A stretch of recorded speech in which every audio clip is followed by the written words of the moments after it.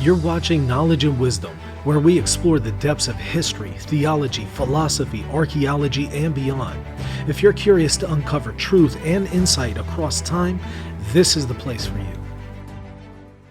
Really excited to host another debate here. This one is going to be on the same topic as before, but a different debater. We're going to go over the topic, is Jesus God, consubstantial specifically, according to the Bible. And of course, we have Orthodox Muslim returning and Louis Dizon. Really excited for this debate. What we're going to do is we're going to have two 20-minute opening statements, 20 minutes each, with Louis going first since he's defending the thesis, then Orthodox Muslim.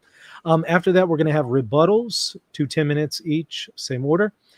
Cross-examination period, 20 minutes each, same order, and then audience Q&A. So maybe hold off on your questions until towards the end of Orthodox Muslims cross-examination period. I'll alert y'all in the chat whenever I want y'all to send some questions, and just up front letting y'all know, let's try to keep it balanced as far as the questions. And so maybe if possible, ask a question for both debaters. That way we can keep it balanced here. And then closing statements after that, 4 minutes each with the same order, Louis, then Orthodox Muslim. Before we dive in, however, let me welcome both of y'all back to the show. Louis, how are you? Good to see you.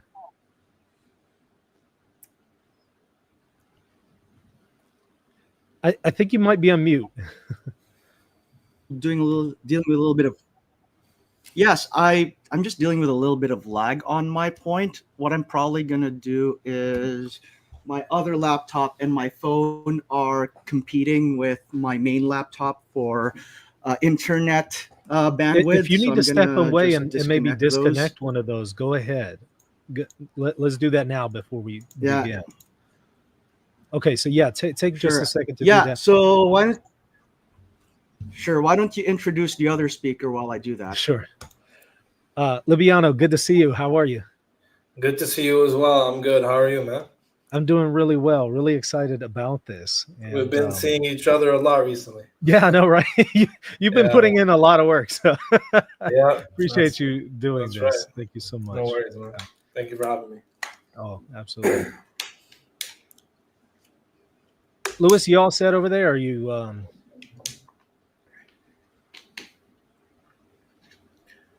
Oh, I think you might still be on mute there. Today is just a bad day for me when it comes to technology. I'm just fixing a couple of glitches on my end. But if you give me 10 seconds to fix that, sure. I should be ready to go. Take your time, no problem at all. And again, just a reminder to everybody there in the chat, happy to take all your questions, but maybe wait until towards the end of the cross-examination period so it doesn't get lost right now in the chat. And let's try to keep it balanced. That way I'm not ganging up on just one debater with a whole bunch of questions for one and not for the other. So maybe try to ask questions for both if possible. Okay. So... and Louis, did you have a presentation for your opening statement? All right, okay, I see it now. Okay. Do you see mine? I do see yours as well. If you see my share screen? I do. Okay, so let me go ahead and get the timer. Louis, you're going to start with your opening statement. You got 20 minutes. I'm putting 20 minutes on the clock. You just let me know when you're ready for me to hit that button. And let me add to the screen your presentation so it's already up. So you just let me know when you're ready. All right. Thank you very much. All right. Thank you very much. And I am ready to begin. So thank you all for coming. It's a great pleasure to share a stage with my esteemed colleague here, Libiano, aka Orthodox Muslim. So now I am going to make my presentation. So the thesis of the debate is Jesus consubstantial with the Father? And I'm taking the affirmative position.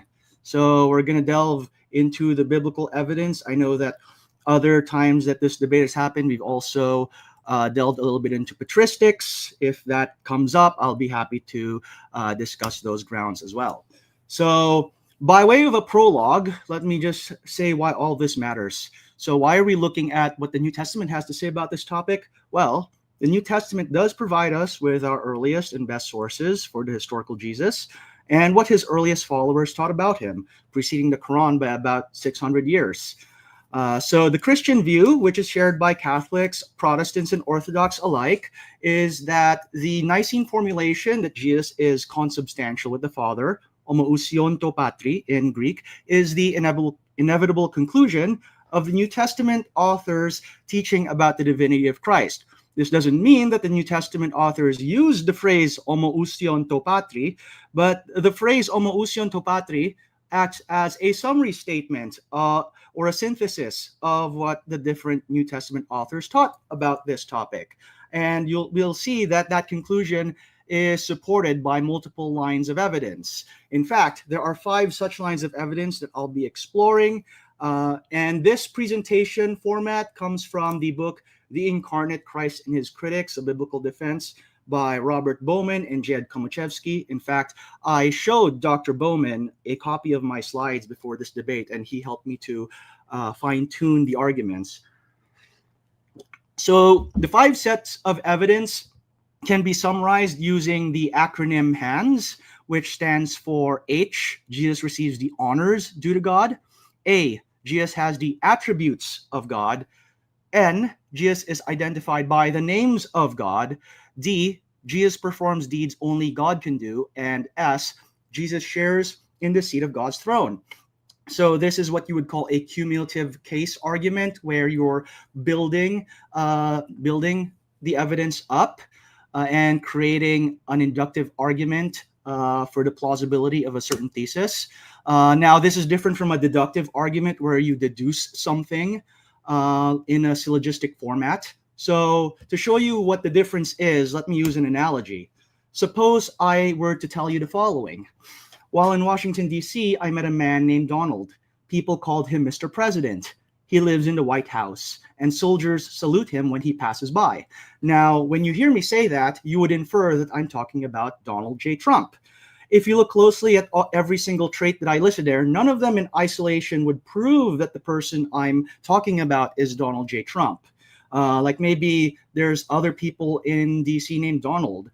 Maybe I'm talking about a certain White House staffer, or maybe this is the president of some small company. But once you list all those traits together, you can infer that they are referring to President Trump. And taken together, they create a very strong cumulative case that the person I met is indeed him.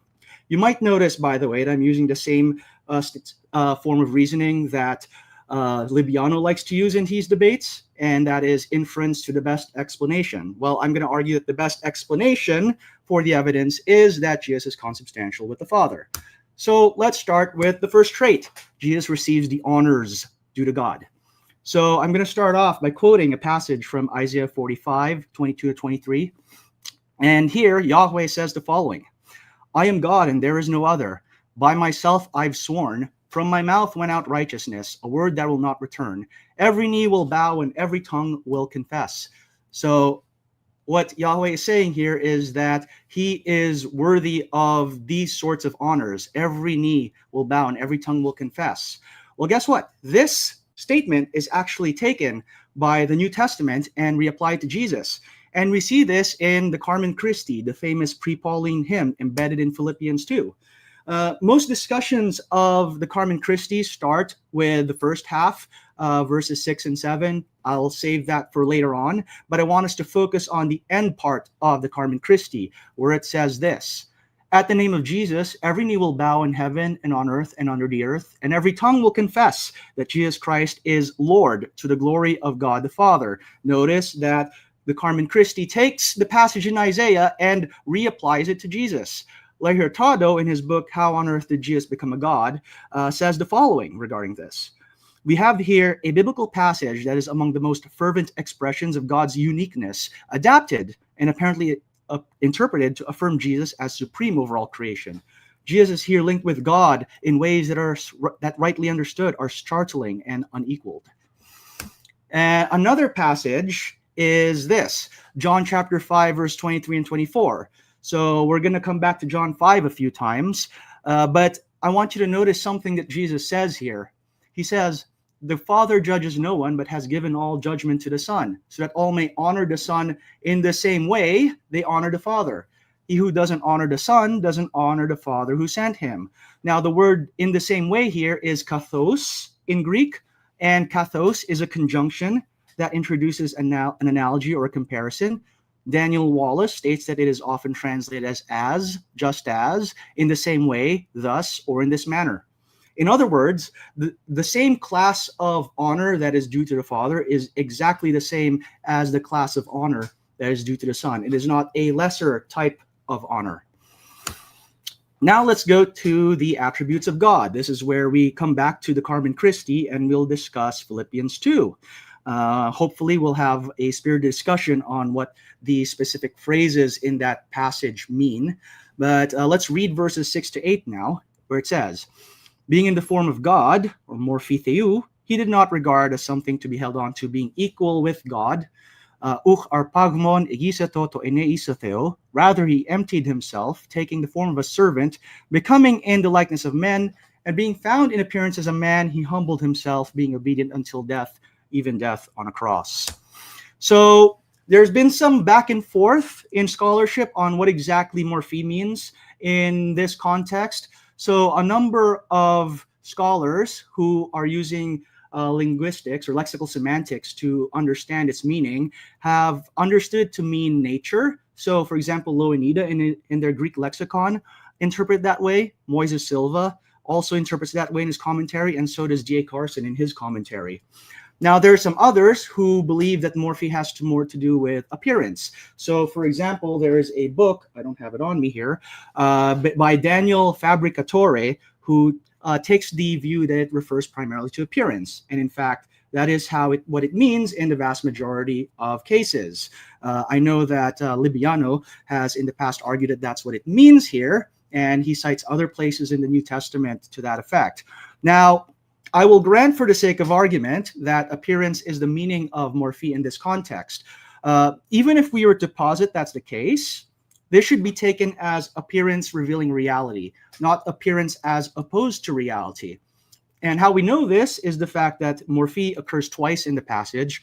The second time, it refers to the form of a slave or form of a servant. And no one would argue that Jesus was merely a servant in appearance, but his appearance as a servant highlights his reality of being a servant. In fact, what Fabricatore argues in his book, Form of God, Form of a Servant, is that the Carmen Christi uses this word to emphasize that Jesus is the visible manifestation of God's glory. And understood this way, the use of morphe enhances rather than minimizes the case for Jesus' divinity. Another important phrase is arpagmon egisato to eneisoteo.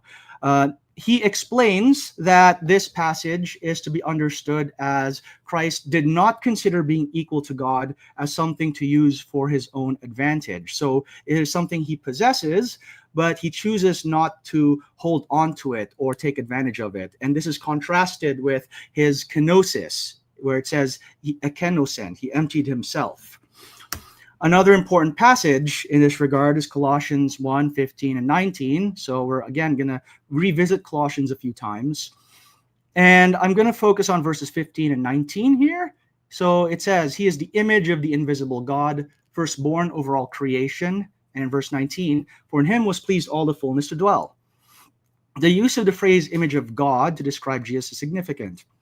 New Testament scholar Peter O'Brien notes that this means that the very nature and character of God have been perfectly revealed in him.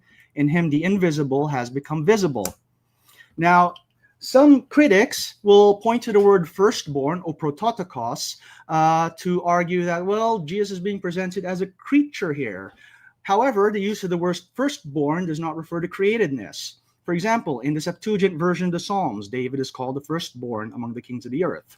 That doesn't mean that he was the first king to ever live. It just means he has priority over those kings. So in this context, prototokos means pertaining to or existing prior to something else. So the passage refers to Christ existing before all creation or existing before anything was created. Likewise, the phrase passis ktisios does not mean Christ is part of creation. It is what Daniel Wallace calls a genitive of subordination. which indicates dominion or priority of the subject. So Christ is the subject here, and then the object is all creation. Thus, it is best translated as firstborn over all creation.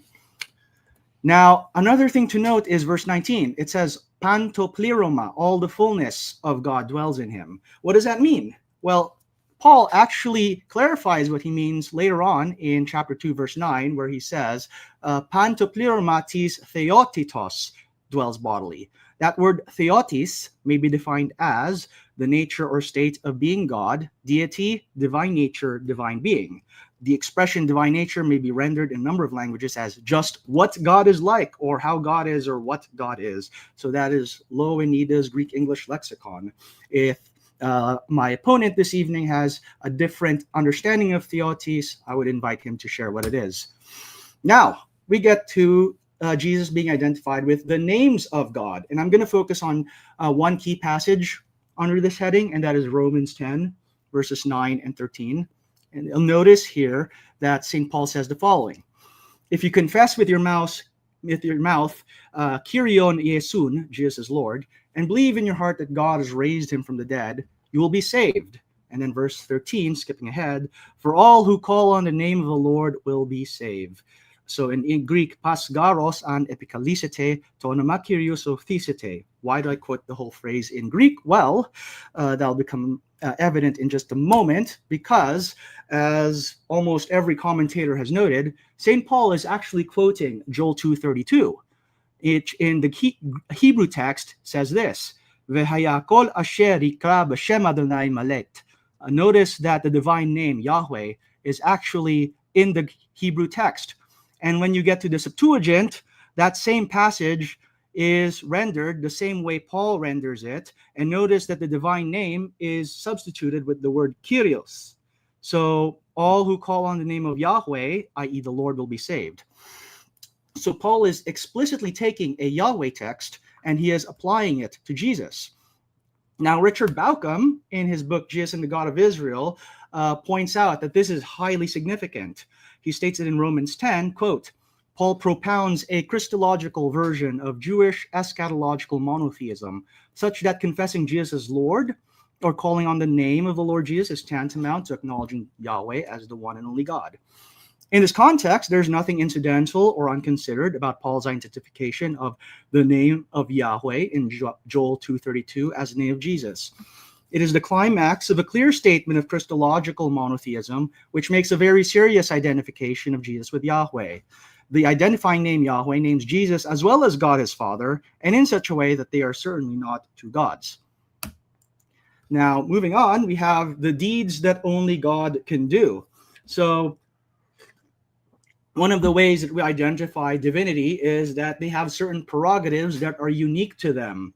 And some of those prerogatives include, for example, lordship over the Sabbath. So we know that in 7 days, God created the heaven and the earth, and he rested. And based on that, he institutes the Sabbath in Exodus chapter 20.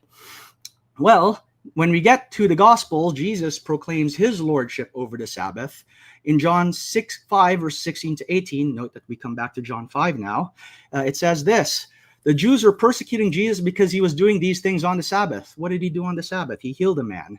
Now, look at how Jesus justifies that action. Jesus answered him, my Father is working until now, and I'm working. This was why the Jews were seeking all the more to kill him, because not only was he breaking the Sabbath, but he was even calling God his own Father, making himself equal to God. Libiano has argued in the past that this just means that God authorized Jesus to work on the Sabbath, but if you look closely, something more is at work. So according to a number of commentators, Jesus is appealing to the fact that Yahweh habitually violates Shabbat by creating and sustaining the world, because he's Lord over Shabbat. And Jesus is saying, if my Father can do it, why can't I?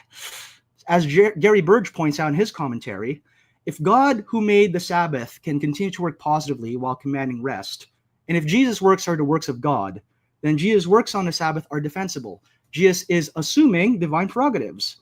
And this is in line with another statement in the Gospels, Mark 2:28, where Jesus says, the Son of Man is Lord over the Sabbath. In other words, he has the authority to interpret the Sabbath commands.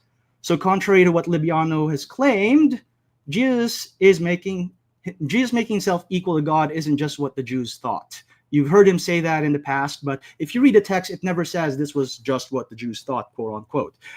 John gives no evidence that Jesus was misunderstood by his opponents. John presents this as his own assessment of Jesus' claims in verse 17. In fact, this is an example of John doing precisely the sort of thing Libiano claims the gospel authors never do, which is insert editorial comments that point towards the divinity of Jesus. There are other such examples I can give if I get a chance to in the rebuttals. Now, another important action that Jesus does that only God can do is creation.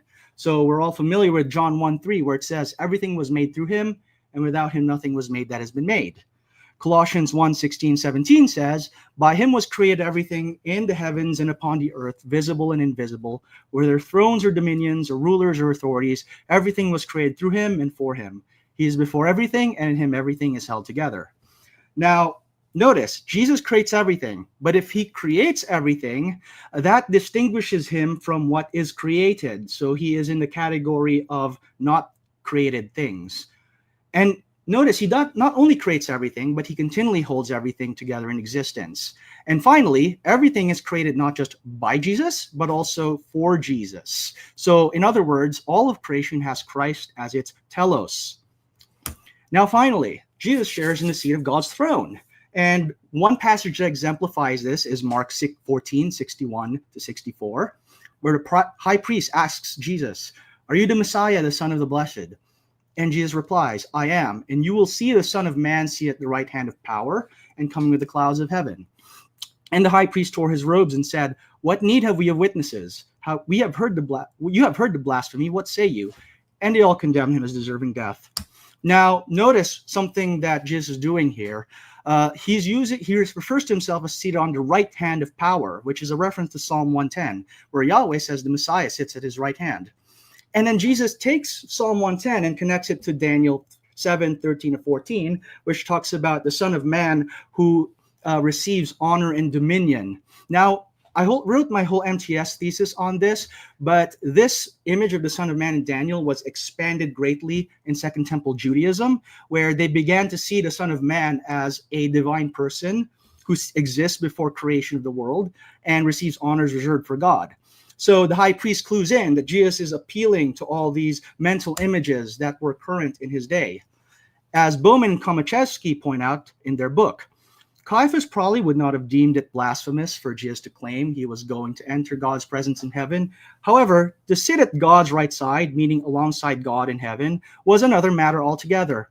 In the religious and cultural milieu of Jesus, to claim to be a king who would sit at God's right hand in heaven was tantamount to claiming equality with God. So maybe you may think, well, he's seated at the right hand, that must make him distinct. And I'll admit, of the 5 points in the initial presentation, the seat one is probably the least weighty out of the 5. It's more like the icing on the top. Once you add it to all the other pieces of evidence, however, they create a strong cumulative case. Now, this is just a partial selection of texts. I could have also mentioned Thomas' confession of Jesus as God in John 20:28, the Granville's sharp constructions of Titus 2:13 and 2 Peter 1:1, or that enigmatic passage in Jude where the author refers to Jesus as the God of the Exodus.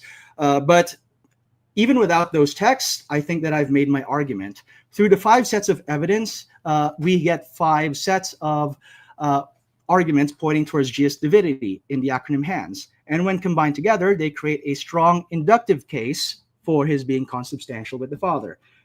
And with that, my presentation is concluded. I look forward to interacting with my esteemed colleague in the rebuttal period. Thank you so much. Okay, let me reset the timer here.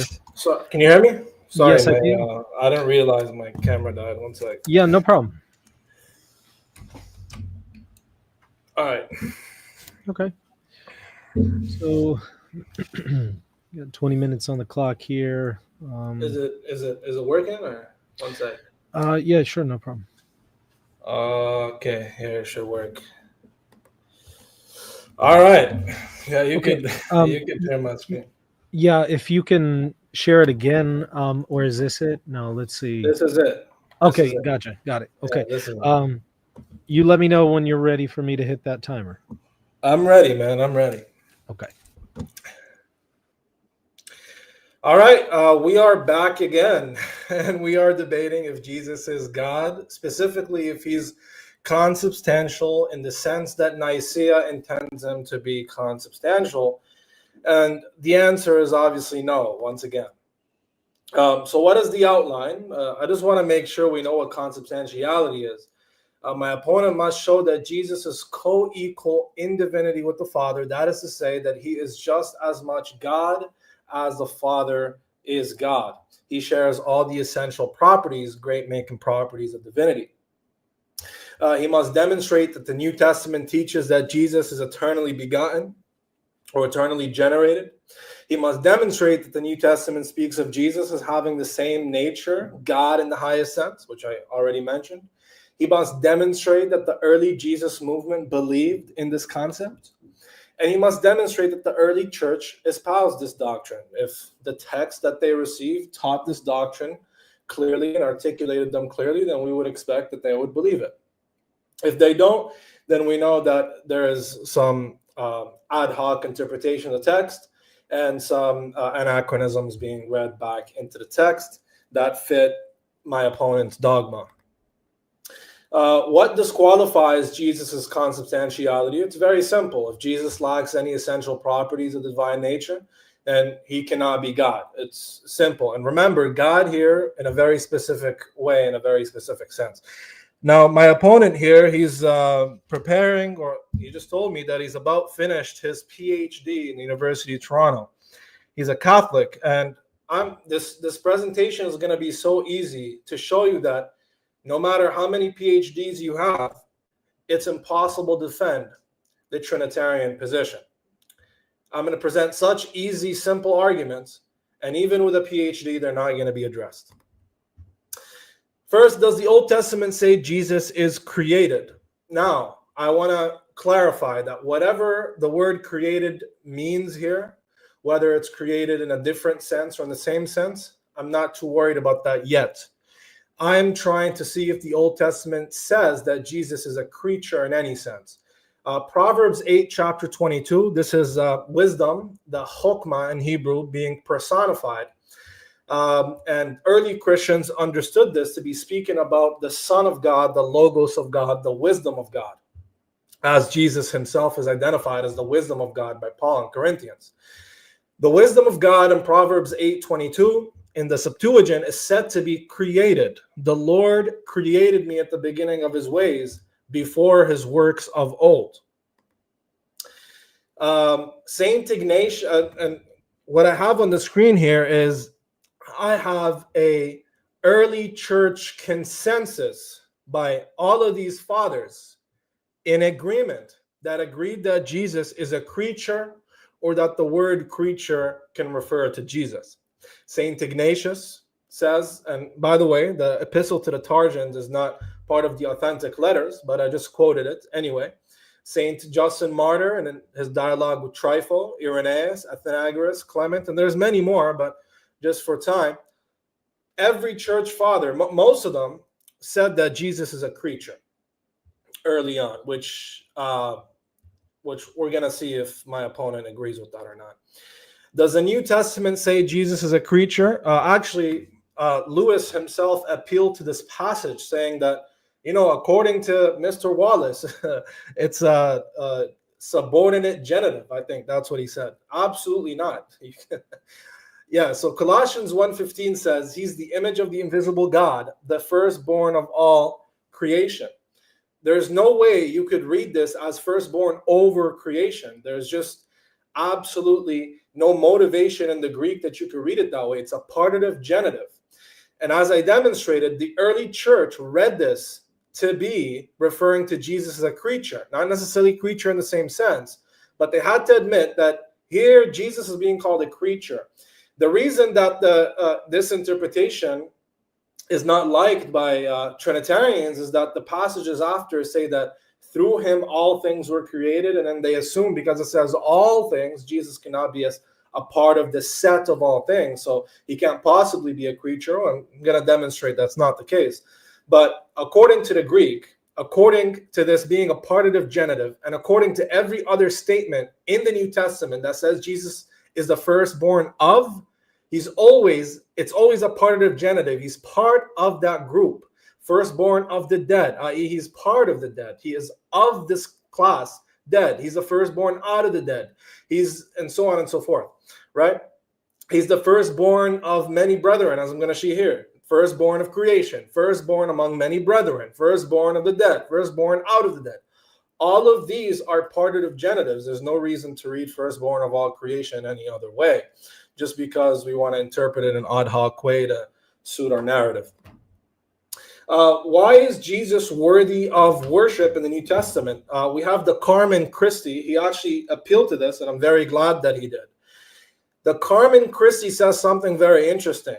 He humbled himself by becoming obedient to death, even death on a cross. Therefore, God exalted him to the highest place and gave him a name above every name, that at the name of Jesus, every knee shall bow in heaven and on earth, under earth, and every tongue acknowledge that Jesus Christ is Lord, to the glory of God the Father. Now, he's saying this proves consubstantiality. I'm saying I don't know how you could possibly quote this and think that this supports your position. Jesus is made worthy of worship because of what he did on the cross. Yahweh is essentially worthy of worship. Yahweh doesn't receive a name above all names. He essentially has a name above all names. Name here refers to authority above all other authorities. This and Jesus here is worshipped to the glory of God the Father. Yahweh is not worshipped to the glory of someone else. He's essentially worthy of worship. The same thing here in Revelations chapter 4 and Revelations chapter 5, we have a contrast. So we have two scenes. In Revelations chapter 4, we have the heavenly courtroom of God. And it says that the Father was worshipped because it was by his will that all things were created and everything has its being. The Father is worshipped because he's the essential primary mover and the essential creator. In the very next chapter, Jesus is worshipped. He's the lamb who's brought into the courtroom, who's been slain. And because he was slain, he is worthy to open up the seal, to open up the sealed scroll. And because he was slain, he is now allowed to sit on the throne and he is given worship. Yahweh is not given worship because he dies on a cross. Yahweh is essentially worthy of worship. Jesus in the New Testament is only worthy of worship because he dies on a cross for your sins. Again, very simple. Jesus lacks knowledge. And my friend here is a Catholic. So he has to hold to certain dogmas that Protestants are not allowed to. He actually believes that Jesus knows the hour even in his humanity.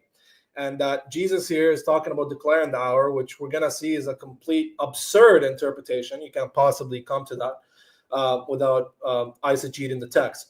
But of that day or hour, no one knows, not even the angels in heaven, nor the Son, but only the Father. If my opponent tries to say that this is about declaring, I'm sorry to say, but you're going to get baked. Luke chapter 2, verse 52, Jesus grew in wisdom and in knowledge and in favor of God and man. He could say that this is maybe experiential knowledge. He's going to get baked on that too. So he could try. Jesus lacks essential authority. We know that God has authority essentially. There's no authority above God, and that's an essential divine making property. Jesus has a God. God essentially cannot have a God. And if my opponent disagrees, then that'll be a philosophical failure. John 17:2, you have given authority over all flesh. Jesus is given authority. Matthew 28:18, Jesus is given authority in heaven and on earth. That has been given to him after his glorification on the cross.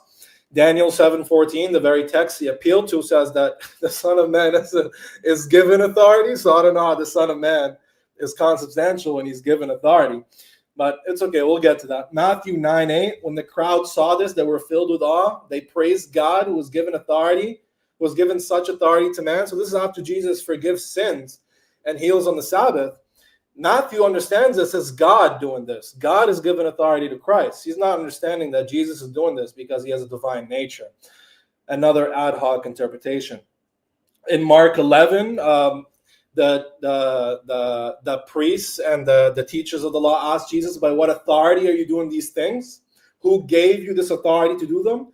Jesus applies to the same authority that John the Baptist has, the authority from God, and he silences them. The point is, he has authority from God, like John the Baptist has the authority from God. Luke 11:19, if I cast out the demons by Beelzebub, by whom do your sons cast them out? The point is, they're accusing him of casting out demons by a demon. It's a demon who's empowering him to cast out demons. Jesus is saying, if I'm casting out demons by a demon, then who do your people cast them out?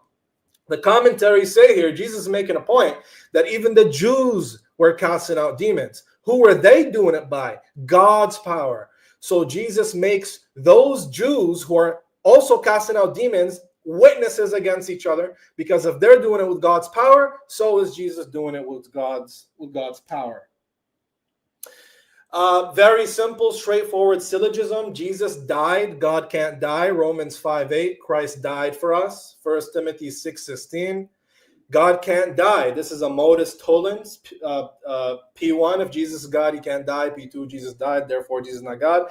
If you say that this is he died and according to his human nature, or death is separation of soul and body, and that's why it's okay, you're going to get baked. So you could try that as well.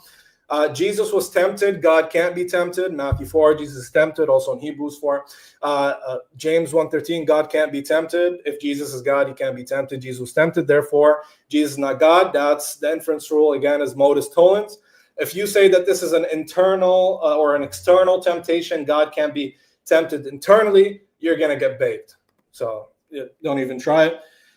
Jesus was a man. God is not a man. 1 Timothy 2:5, Jesus is a man. Numbers 23:19, Hosea 11:9, God is not a man. These are very simple arguments. You hear them all the time. They've been around for a very long time. Again, modus tollens, if Jesus is God, he can't be a man. Jesus is a man, therefore Jesus is not God. If you say that, oh no, well, God is just saying here he can't lie, or he doesn't lie, or he doesn't change his mind, and Jesus didn't change his mind, you're going to get baked. So go ahead and try it. Did anybody in the first 3 centuries believe in consubstantiality? Made this point very clear. If the New Testament teaches Jesus is consubstantial, we would expect the early church to believe and espouse it. Unfortunately, they don't. Most of them have Arian or Proto-Arian or semi-Arian views on on Jesus' divinity, on his pre-existence, on his origin. So, yeah, you get the point. Used this argument last time, so you should be prepared for it. Nehemiah 9:6, you alone are Yahweh, only one person is Yahweh. Since you love the Greek and you love the Hebrew and you love the grammar, so I want to see what you do here. If you start, interpreting this ad hocly, you're going to get baked. Only one person is Yahweh. I want to know who the one person Yahweh is, because the Hebrew atah only refers to a second person pronoun. The logical problem literally kept the same slide from last debate. You should be prepared for this. Transitivity of identity. Now, you're a Catholic. I'm not sure if you follow the Augustinian model of the Trinity, but if X is identical with Y and Y is identical with Z, then X is identical with Z. That's following classical identity. If Yahweh is a predicate and you have 2 subjects having this predicate that are not each other, then you have 2 individual gods. And you either risk modalism or bitheism, whatever way you want to go. I concede the rest of my time, and let's just get straight into the heart of the debate here. Thank you.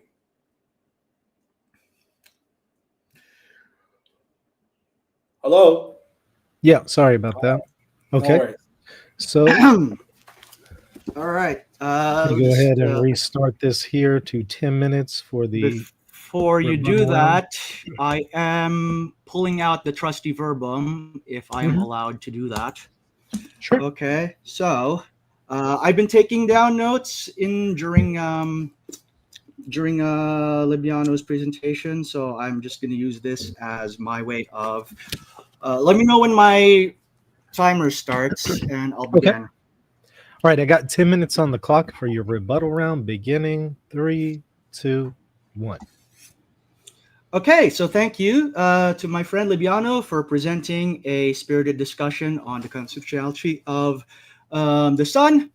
So his primary argument at the beginning is if Jesus lacks any essential properties, he can't be God.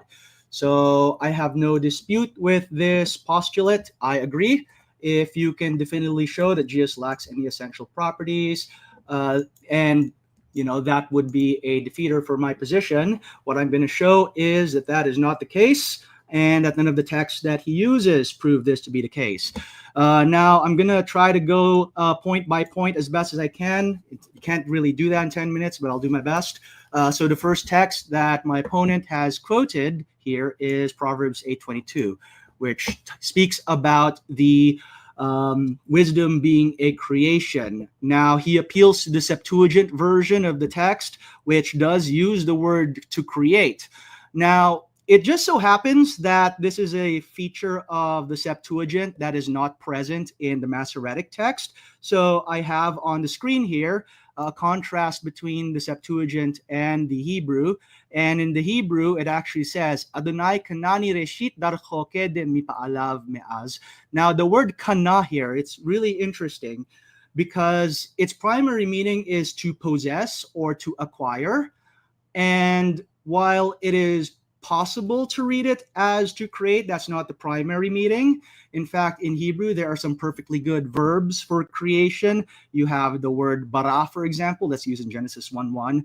Bereshit bara Elohim et hashamayim v'et haaretz. There's also the word asa, to make something. It's curious that Proverbs 8:22 does not use bara or asa, it uses kana. And in fact, if you look at the English Standard Version, it translates it as follows. The Lord possessed me at the beginning of his work, the first of his acts of old. So if my opponent wants to argue that kana actually means to create in this context, he's going to have to provide a more substantial argument for why that is the case. Now, he quotes, you know what, I want to save the patristic stuff for later. Let's talk about scripture for the time being. So another passage that my opponent has discussed is Colossians 1:15, and his argument is that it is a partitive genitive. Now, there are some people who read it as a partitive genitive, but there are some problems with that understanding. And to show you those problems, I'm going to appeal to Daniel Wallace's book, Greek Grammar Beyond the Basics, where he explains why it is not a partitive genitive.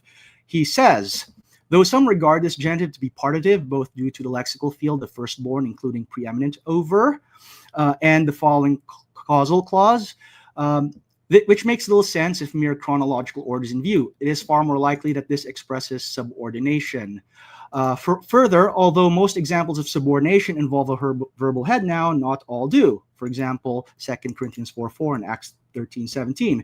The resultant meaning seems to be an early confession of Christ's lordship and hence implicitly his deity. Now, he points to other examples of firstborn being used in a genitive construction, and the argument is, well, these are partitive genitives, therefore Colossians 1:15 must also be a partitive genitive.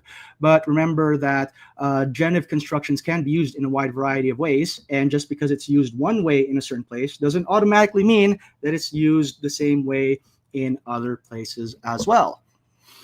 Now, let's talk about Mark 13:32. Jesus says, of the day and the hour no one knows. And Libyan is correct. I am Catholic, so I believe whatever the Catholic Catechism tells me. And in paragraph 472, the Catechism actually talks about the human knowledge of Jesus and how it is limited. It says this: this human soul that the Son of Man assumed is endowed with a true human knowledge. As such, this knowledge cannot in itself be unlimited. It was exercised in the historical conditions of his existence in space and time. In fact, this is directly connected to the Carmen Christi. Remember that the Carmen Christi talks about Jesus emptying himself. So that verb ekenosin. So he empties himself in the sense of relinquishing the use of certain divine prerogatives during his earthly ministry, which is not the same thing as no longer having them altogether. As Walter Wessel and Mark Strauss point out in their commentary on Mark, they say, Jesus purposefully but temporarily laid aside the exercise of his omniscience as part of what was involved in becoming a human being. In fact, there are other places in the Gospels where it says Jesus knows all things. So evidently, the omniscience is still there. It's not just active at this point. Now, Jesus is given authority by God. That's another argument that my opponent makes. So Jesus being given things by the Father actually makes sense if one takes into account the monarchia of the Father. So all Trinitarian paradigms broadly agree that the Father is the source or the fount of the Godhead, and whatever divine traits or prerogatives the Son has flow from the Father. And it makes extra sense within the context of Jesus being incarnate as a man. The giving language works within the context of Jesus' kenosis. So remember, the argument of the Carmen Christi that Jesus humbles himself and then is subsequently exalted. So by being given that authority, he is receiving back that which he laid aside when he emptied himself. Now, incidentally, if we're going to talk about giving language, I should note that that same language is used of Yahweh in the Old Testament as well, because it frequently refers to Yahweh receiving an inheritance. So Israel is referred to as Yahweh's inheritance in the Psalms, which is kind of odd. Who did Yahweh inherit Israel from? Such language would be enigmatic from a Unitarian perspective, but actually makes perfect sense if one posits Yahweh as multi-personal. Now, he says that Jesus died and God cannot die. I'd like to know what Libiano's definition of dying is at this point. I go with what the Gospels say. In the Gospel of John, it says Jesus gave up his spirit. That is how it is described. And I really don't see what the problem is here. Now, let's talk about this whole second person singular business. So, yes, the word ata is used of Yahweh. But does it follow that that means he's unipersonal? Well, let's look at the high priestly prayer in Numbers chapter 6. So bear with me now, but if you read the Hebrew text of blessing, it actually uses second person singular pronominal suffixes all throughout. It says, Yivarechecha Adonai ve'yishmerecha, Ye'er Adonai anav Ya'er Adonai panav elecha ve'yichunecha, Yisa Adonai panav elecha ve'yasem lecha shalom. Every single pronominal suffix there is second person singular, yet there's no question that it is addressed towards multiple persons. So I don't see the problem there. Same thing with the Ten Commandments. Again, you can only find this out if you read the Hebrew text, but every single pronominal suffix there is second person singular. Let's just use as an example the first commandment. You shall have no other gods before me. Lo yihle, lo yihye lecha Elohim achrim al panai. So it doesn't say lo yihye lachem Elohim. It says lo yihye lecha Elohim in the singular. But yet there's no question that multiple persons are being addressed here. Now, let's go to the final point in my remaining 2 minutes, which is the patristic evidence. So I want to make note that as a Catholic, I have no problem with the idea of doctrinal development, as long as we don't misunderstand what doctrinal development is. What it is that the early Christians received revelation from God and took time to synthesize a paradigm for explaining the sum total of what revelation teaches, with each generation building on the insights of the last. Now, I have no problem with doctrinal development. What I will say is that the gap between ante-Nicene Christology and Nicene Christology is narrower than what Libiano makes it out to be. And this is where I want to talk about Ignatius of Antioch, because I'm surprised that Libiano uses a quote from the longer recension of Ignatius's epistles, which no scholar accepts as authentic. If you use the shorter recension of Ignatius' writings, he refers to Jesus as Orthodox, God with the definite article, multiple times. He refers to the blood of God. He refers to the passion of God. He refers to God being man. So every single place where Ignatius talks about the nature of God, he assumes that Jesus is God. And in fact, this is not just my interpretation. I have here one of the key commentaries on Ignatius' writings published by Hermenea. It's by Schobel. And if you want to see how this is not just my interpretation, I'm more than happy to discuss what the scholars interpret St. Ignatius to be saying in this passage. And that concludes my rebuttal period. Thank you. Okay, let me see here. Okay. So resetting the timer, Libiano, you got 10 minutes. Let me know whenever you're ready. Can you see me? I cannot. Okay, I can see you now. All right, perfect. Thank you so much. Yeah, I'm ready. Okay, go ahead. All right, I'm going to address everything that he said. His cumulative case about if we have multiple descriptions that we could apply to a singular subject, then we can make a cumulative case that that person must be Donald Trump, as he said. I don't think that follows. It could follow, but I don't think that follows. So let's start one by one. Isaiah 45, every knee will bow and every tongue will confess. The Carmen Christie quotes this from Isaiah talking about Yahweh. Wow, okay, so if there is a reference in the Old Testament and this a familiar passage where originally there's an original reference quoted in the New Testament, then it must still refer to the original reference, right? Okay, you just baked yourself. Matthew, in chapter 2, he quotes a passage from Hosea, originally about the Israelites coming out of Egypt. So the original reference is what? Israel. What is God saying about Israel? What? What are they doing? They're worshiping false gods. If the same reference must follow to the New Testament, then you just made Jesus Israel that worships a false god. You made Jesus an idol worshiper. Thank you very much. If it's not the case that it's the same reference, then you concede that the New Testament authors can quote familiar passages and reapply them to New Testament reference. Thank you very much. Also, Hebrews does the same thing when he quotes an Old Testament passage about the creation of Yahweh and applies the original reference is David speaking. Then he has the new application, God speaking to the Son. Are you saying David is Yahweh because the original reference was David? Thank you very much. You're baked. The second thing, John chapter 5. They honor the Son as they honor the Father. I don't know why you brought this because you should have watched the last debate. I already told you the Didache says the same exact thing. Those who teach you Christianity, you should honor them as you honor Christ. Do you worship those who teach you Christianity?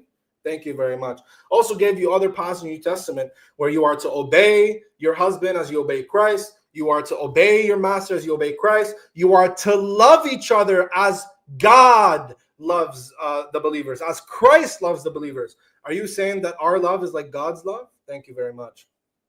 Colossians chapter 1, you said the image of God, Jesus being the image of God somehow makes him consubstantial. What's the argument for that? Are you just making things up? Yeah, that doesn't follow. We could wait until the cross-exam period and you could try to make an argument. You said firstborn doesn't literally mean first. I granted, never said it means first. It's still a partitive genitive. If firstborn means preeminence, doesn't matter. If he's the firstborn as in preeminence of creation, that means he's the best of creation. He's still part of creation. Whether it means first or best, it doesn't matter. Actually, the example you brought bakes you. You want to know why? Because you said David is the firstborn amongst kings. That means David is the best of the class kings. So David is part of that group. So if that's the same way that applies to Jesus, then Jesus is the best of creation. He's still part of creation. You call Jesus a creature. Thank you. The fullness of God dwells in him in Colossians. Okay, the Father dwells in Christ. The Father dwells in Christ. The Father is in me. I am the Father. I don't know where consubstantiality is taught there, but it's okay. Maybe you can make a better case in the cross-exam. Jesus is Lord, that everybody will call on the name of Yahweh, Kyrios. This is being quoted from Joel. Same thing. Let's give you another example. God in Exodus says that Israel is a holy and chosen nation.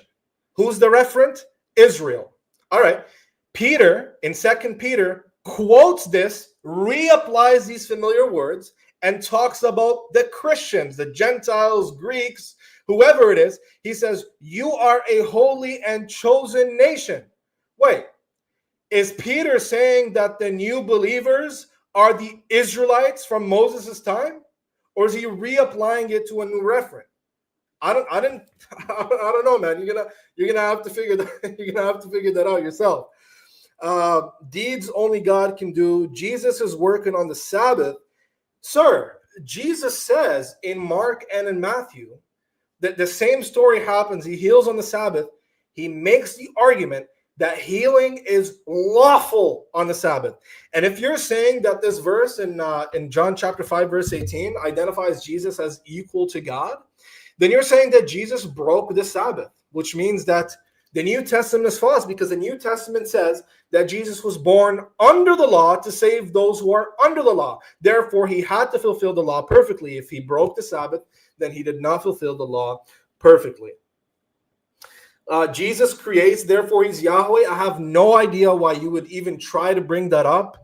The whole point is that God essentially is a primary creator. Yahweh essentially creates alone, as Isaiah 45 says, I, the Lord, create alone. If Jesus is a mere instrument of creation, then he is not a primary creator. Is Yahweh an instrument of creation? You're going to have to answer that in the cross-exam period. Hopefully you're ready for that.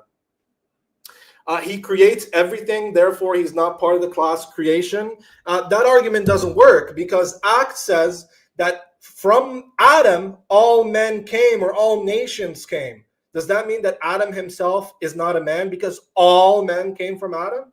No, it preassumes that Adam was the first man, so that all men come from Adam. Thank you very much. You're baked.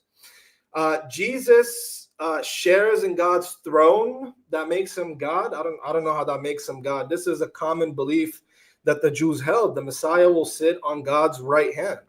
None of them believe that that makes him consubstantial. Remember, we're not arguing if Jesus is a divine figure. We're arguing if Jesus is consubstantial. Jesus in Daniel is God. Where did you get that from? I would argue that in Daniel there is nothing in Daniel 7 that makes Jesus consubstantial. As a matter of fact, Daniel 7 says that the Son of Man is given authority, that all nations will serve him. By the way, if you're going to say that the nations are worshiping him, that's incorrect, because the word there doesn't mean worship. It doesn't entail any kind of worship due to God alone. As a matter of fact, we see similar things happen to Daniel himself, or in Daniel chapter 2, verse 45 or 46. King Nebuchadnezzar worships Daniel. He does sajad to Daniel, but that doesn't mean that he worshipped Daniel himself. That's all he made, so I addressed everything. Maybe, how much more time do I have? You have 2 minutes, 40 seconds. 2 minutes. Okay, maybe I'll address some of his rebuttals. Gospel says Jesus knows all things. False. It doesn't. If you're referring to the passage in John where it says, now we know that you know all things, the same thing is said of David when the old woman told him in 2 Samuel, now I know that you have knowledge of all things. Is David all-knowing? I don't think so. Thank you very much. An exaggerative statement made of David as well. Yahweh inherits. Okay. I don't know why you brought that up. Maybe you could address that in the cross-exam. Saint Ignatius, an authentic letter. I wasn't bringing that to show that Saint Ignatius believed that Jesus or binding on you to say that Saint Ignatius was subordinationist. I'm saying that all the early fathers, and I literally told you this is not considered authentic by most scholars. I already told you that. If you want to see where Saint Ignatius makes Jesus subordinate, where he makes a subordinationist claim, in Saint Ignatius, in his letter to the Smyrnaeans, I believe, he says that Jesus is the product of God's will. With Saint Athanasius says that anybody who says that is an Arian heretic. Thank you very much. Let's see. What else? No problem with doctrinal development. Oh, buddy, you have it coming for you. We'll get to that in the cross-exam. What else? I'm just trying to see if I possess or acquire in Proverbs 8:22. You didn't address the Greek lexicon, or not the lexicon, the Septuagint reading. Why did you not address it? Did you just skip over the Septuagint reading? I never said the Hebrew says created. I said the Septuagint says created, which is authoritative on early Christians, which the early Christians appealed to. The early Christians said, yes, Jesus is created because this verse says he's created. You never answered that. You just said, well, the Hebrew doesn't say it. I never said the Hebrew says it. You never gave a refutation. You just went to Daniel Wallace and you didn't hear a refutation. Jesus empties himself of his knowledge. Interesting. I'd like to see what that means in the cross-exam, how somebody could empty himself of his knowledge. But yeah, I think I addressed everything. There's nothing else that I see. Oh, definition of dying. Okay, well, we'll get to that in the cross exam. No problem. Okay. All Yeah. right. So let me go ahead and start the timer here. So we're going to have 20 minutes cross examination. Lewis, you're going to begin that 20 minutes and you're going to attempt to limit yourself to questions. And Libiano, you'll attempt to All right. yourself to answers. Okay, So hold on. you there? You froze up on us. My connection is being a little bit buggy right now. I'm gonna try a quick fix, but that means I have to log out for a couple of minutes. Is that okay? Okay, that's fine. Or what you Hello? could try doing is Hello? just turning the camera off, and that might help. Sometimes that helps. If you just turn the camera off, leave the audio. No, on, you that- know what it is. I Okay. encountered the same problem in our previous. What I found is it depends on the browser I use. I'm using the Brave browser. I think if I switch to Okay, well, go ahead and take it'll just work a fine. second So to just give do me that. 1 minute. Okay, no problem. Go ahead. And Yeah. y'all are again still maybe hold off on sending your questions for the debaters until towards the end of Libiano's round, which will be the next one. But whenever you do that, just make sure to tag me to @Reason and Theology. The super chats will get priority, but let's again attempt to make them where they're even for both debaters. So if you send a super chat, especially maybe try to include multiple questions, one for each debater, and that way we keep it fair. Hey, Lewis, can you hear me? Yep, I can hear you, and I think that my fix worked because I'm now having a much smoother time. Yeah.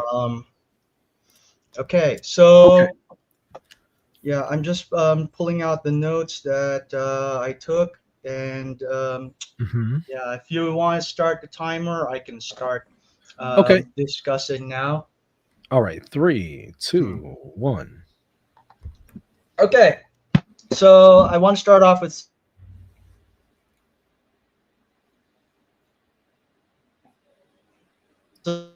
some general questions. So we were to look at the earliest layers of the New Testament tradition and the layers of where, if you want to elaborate on it. What sort of Christology do we find from your understanding? Yeah, I don't think the New Testament is a univocal text, so I don't think that there is a specific doctrine or taught in the New Testament. I think John teaches something, Hebrews teaches something, the Gospels teach something. But I'd say by the time of the 2nd century, it's two-stage logos theory. Okay.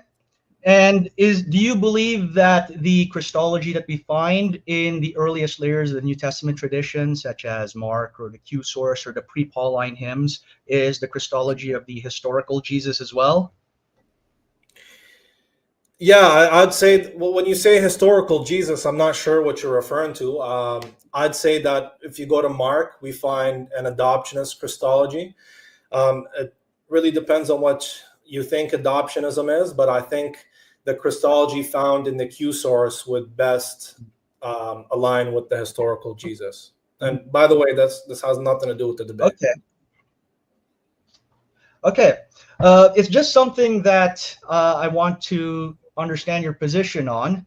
Now, now a lot of this is based on our understanding of Second Temple Judaism. So, do you believe that in some of the contemporaneous Jewish writings we have any similar precedent of the taking, for example, the Yahweh text or other divine traits and applying them to created or inferior beings?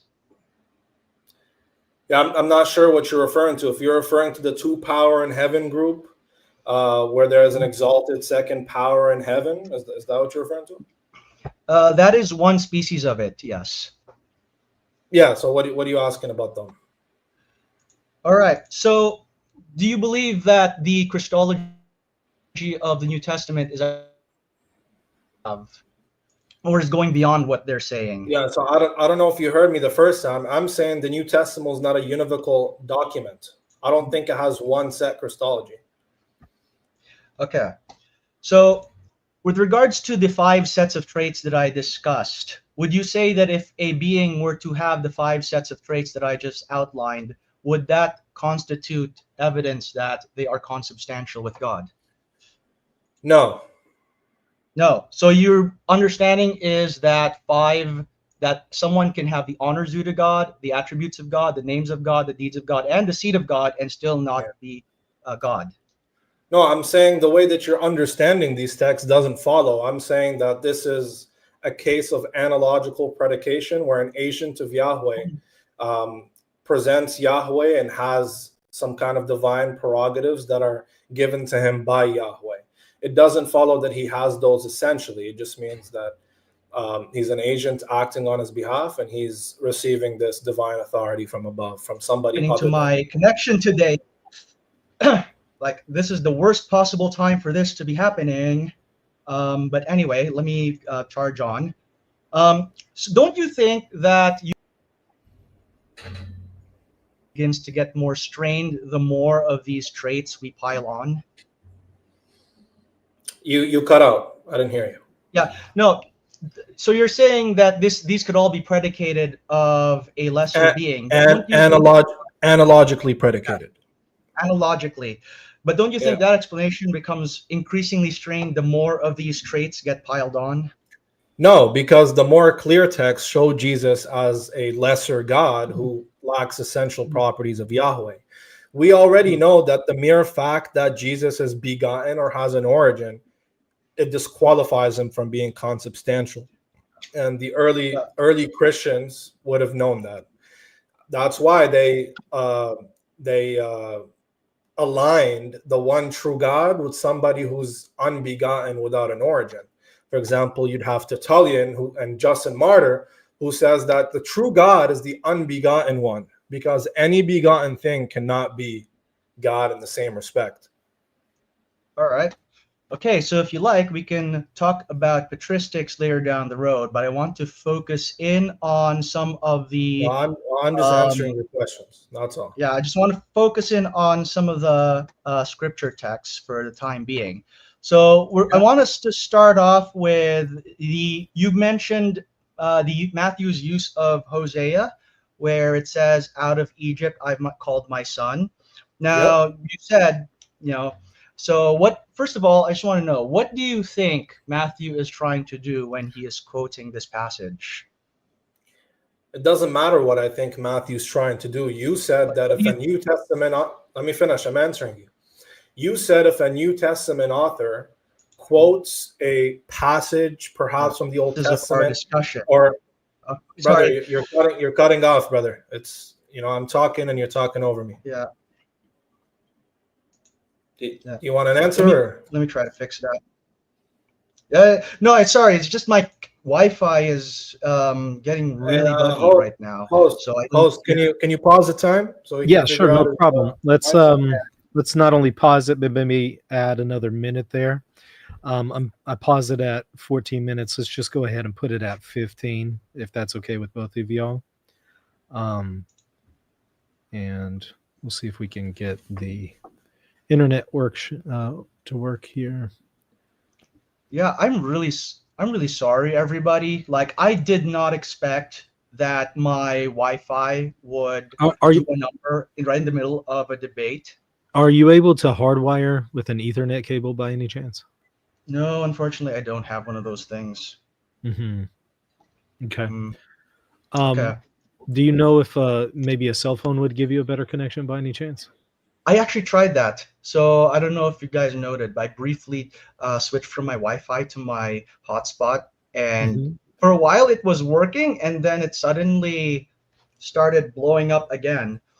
Okay, well, it looks like it's a little bit better now. Let's maybe just try this. I went ahead and added one more minute, if that's okay for both of y'all. So we're going to start at 15 minutes. You can give him 2 minutes if he wants. Whatever y'all want. If you want to do 16 minutes now? Yeah, you can give him 2 minutes because I think he was lagging for longer. No problem with me. Yeah. Okay. Yeah. Could I just ask you to repeat your answer to my previous question? Okay, and let me go ahead and hit that timer, and I'm going to get out of the way. Y'all go ahead. All right. So you asked me what I think Matthew has in mind when he's quoting Hosea 11, out of Egypt I called my son. Some Christians will argue that this is some kind of midrashic interpretive method. I'd argue that he's straight up taken out of context because he's not familiar with the Hebrew Bible, but it doesn't matter what he has in mind. The point is you said that whenever a New Testament author uses familiar words or passages from the Old Testament and applies them to a New Testament referent, then it follows necessarily that the same referent from the Old Testament must be identical to the referent in the New Testament. I'm saying that doesn't follow, because you see this being applied in Matthew. When the reference in Matthew is clearly Israel. Israel was brought out of Egypt, and Israel went away from God when he called them and worshipped idols and Baals. But Matthew quotes this, applies it about Jesus as a new referent, hoping for a double kind of fulfillment. So are you saying that, well, I can't ask you questions, but I hope you see where I'm coming from. Just because a New Testament author quotes a passage, it doesn't mean that the referent is identical. Sure. And I'll try to qualify the whole New Testament quoting Old Testament thing a bit more. So can we agree that Matthew is making a typological argument in his passage? No, I don't agree. I don't see anywhere where that would be the case. Okay. So do you think that what Matthew is doing, what Paul is doing in Romans or for that matter, what the Carmen Christi is doing with Isaiah are the exact same thing? Yep. They're taking Old Testament passages, they're taking familiar words and verses and applying them to find more meaning or more insight in the future. Okay. So what is your understanding then of the New Testament's method when it comes to typology, or the New Testament author's methods of using Old Testament texts? Which author? Yeah, well, let's use Matthew and Paul as our two examples since we quoted them. Yeah.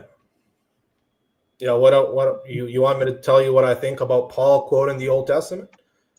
Yeah. So what do you think Paul is trying to accomplish when he quotes Joel 2:32? He's trying to accomplish that you have more insight, a greater fulfillment in this new referent, the one who Yahweh sends, Yahweh's very son, Yahweh's very agent, that Yahweh sends and uses to save mankind, and uses that passage as a reference to him, because by now there's a distinction between what you call the God of Israel and what you call Jesus. There's one God and one Kyrios, one Theos and one Kyrios. So he kind of does a play on words there, because the Greek, the LXX, would have said Kyrios, and he applies this to Jesus now, because now Jesus is worthy of worship to the glory of Yahweh. So because Jesus is now worthy of worship, and because people or all tongues will confess that Jesus is Lord, indirectly that is worship to Yahweh, because this is done in the glory, to the glory of God the Father. Okay, so would it not be the case then that when Paul quotes a Yahweh text with Kyrios in it and then says Jesus Kyrios, then the concept of Yahweh is lurking in the background of that use of Kyrios? No, I'm saying that Kyrios in the New Testament is now a special title. It's an appellative for Christ to distinguish him from Yahweh, the God of Israel. So why is it being used in a context where Paul is quoting a Yahweh text? Fantastic, because he tells you it's to the glory of God the Father. So calling on the name of Jesus is to call on God the Father. By extension, when you worship God's Son, it's as if you're worshiping him. All right, so I think we're conflating Romans 10 and Philippians 2 a bit, but that's okay, because I want it's not conflating. Both of them give the same idea. One is quoting Isaiah, one is quoting Joel. The idea is the same. I do actually want us to go to Philippians 2 now. So I'm going to riff a bit on the debate you had with God Logic, because quite frankly, I wasn't too impressed with how God Logic handled Philippians 2. So I'll try to do a better job than him. I wasn't either. Yeah, anywho, in Philippians 2, verse 6, there was a lot of discussion about the phrase morphi theou. So What do you can you unpack your understanding of what Morphe is you doing in that context? It's Adam Christology. Jesus is the Hmm. image of God who Hmm. accomplishes what Adam couldn't accomplish. All right. If the Carmen Christi is trying to do Adam Christology, then why does it at no point mention Adam? It doesn't need to mention Adam. The author or the reader would have been very aware of what Paul is trying to say here. As Paul says all over the place, that is, by man sin came, and by man sin goes, or something along those lines, where he contrasts Adam's failure and shortcoming with Jesus's glory and with Jesus's salvation. So this is an idea we find all over Pauline literature. So there's no reason for us to think that Paul is trying to say something that doesn't appear until a few centuries later. It makes more sense to make sense of this passage with other things that Paul already introduces, with other ideas that Paul already is touching upon. So if you're gonna ask me what morphe means, I think you know the answer. Morphe, in its ancient usage, and it's in the Septuagint, it's used in Daniel, it's used in Isaiah, it's used in Josephus, it's used in Philo. It always means outward appearance. It doesn't talk to the essential or intrinsic nature of a thing. So I don't know why it would mean that here. I think that's just an ad hoc reading to try to get something. And also Philippians 2 says that Jesus tried to rob equality, which I don't know how he's going to try robbing equality if he's already equal with God, according to you. All right. Great. So that actually gives me at least 3 different questions to ask you.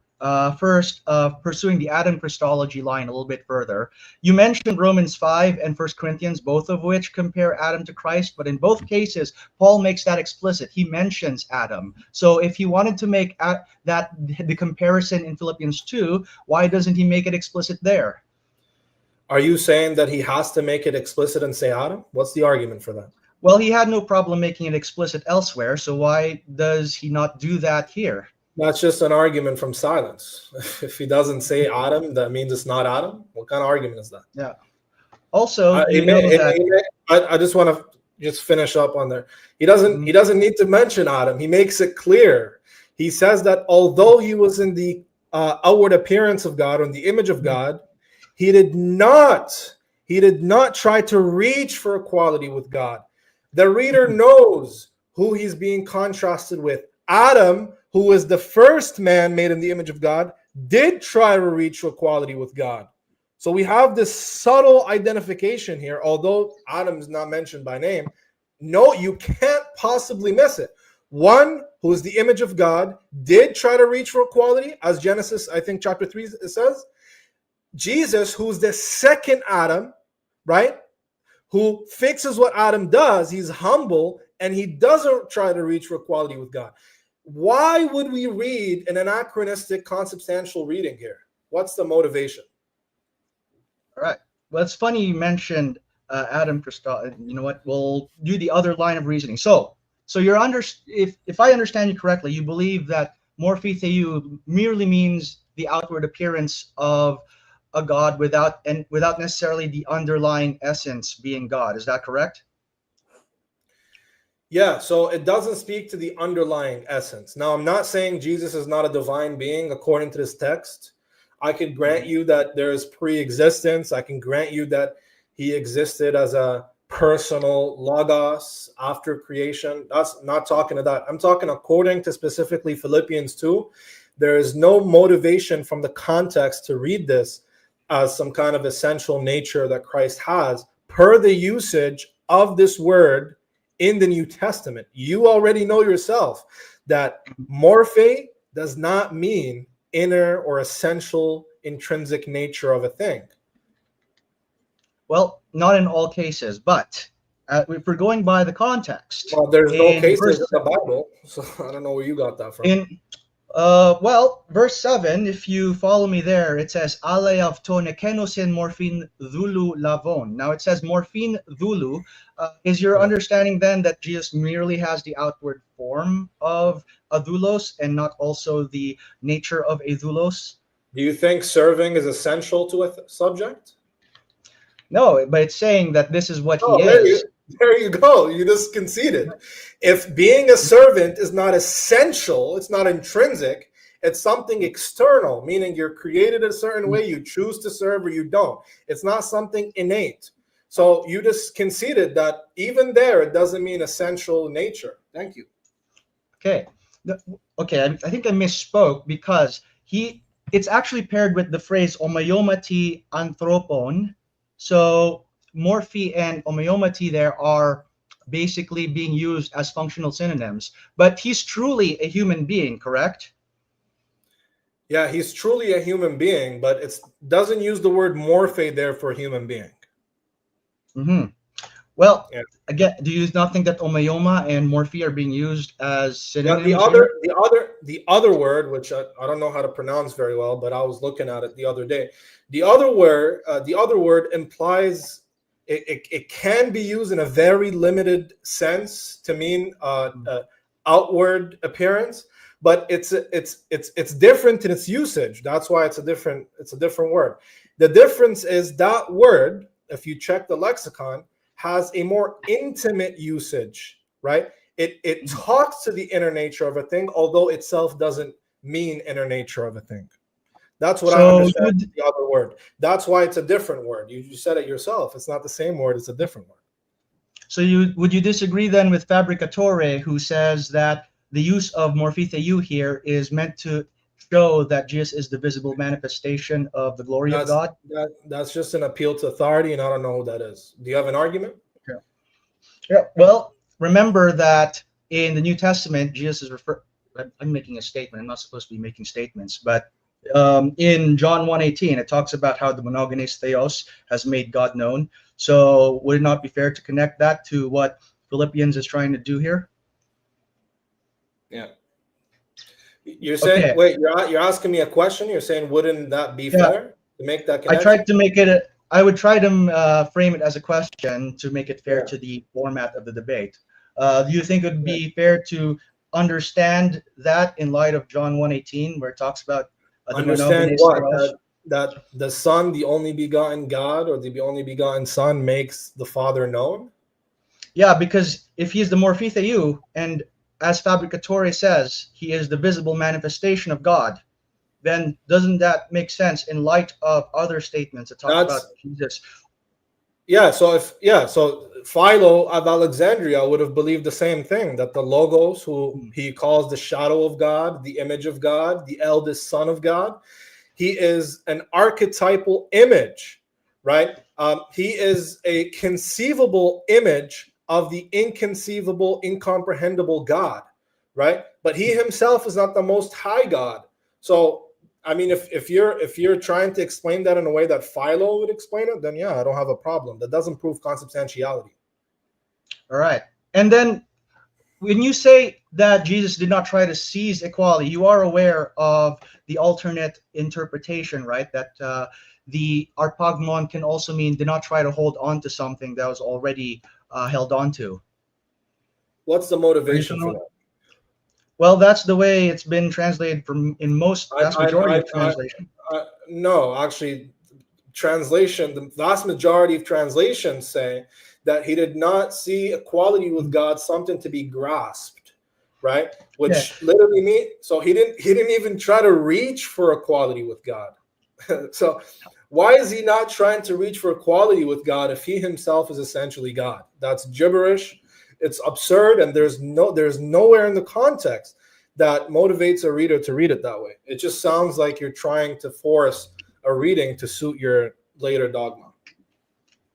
How does that make sense in light of Paul's argument that Jesus is the ultimate example of humility? How is not trying to grab onto something an example of humility?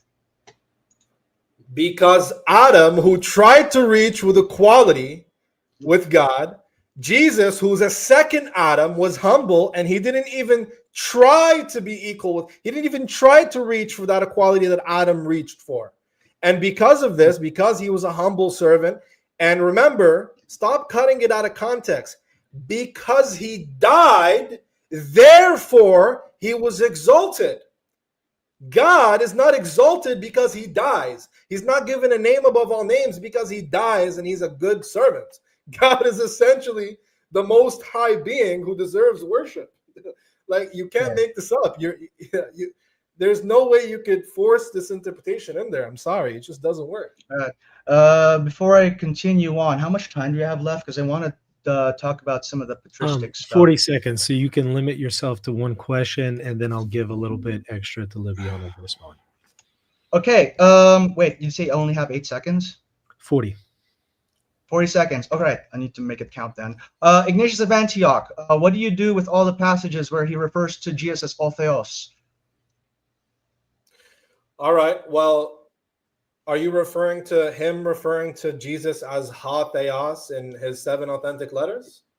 Yes, in his shorter epistles. There's at least 5 different places where he does that.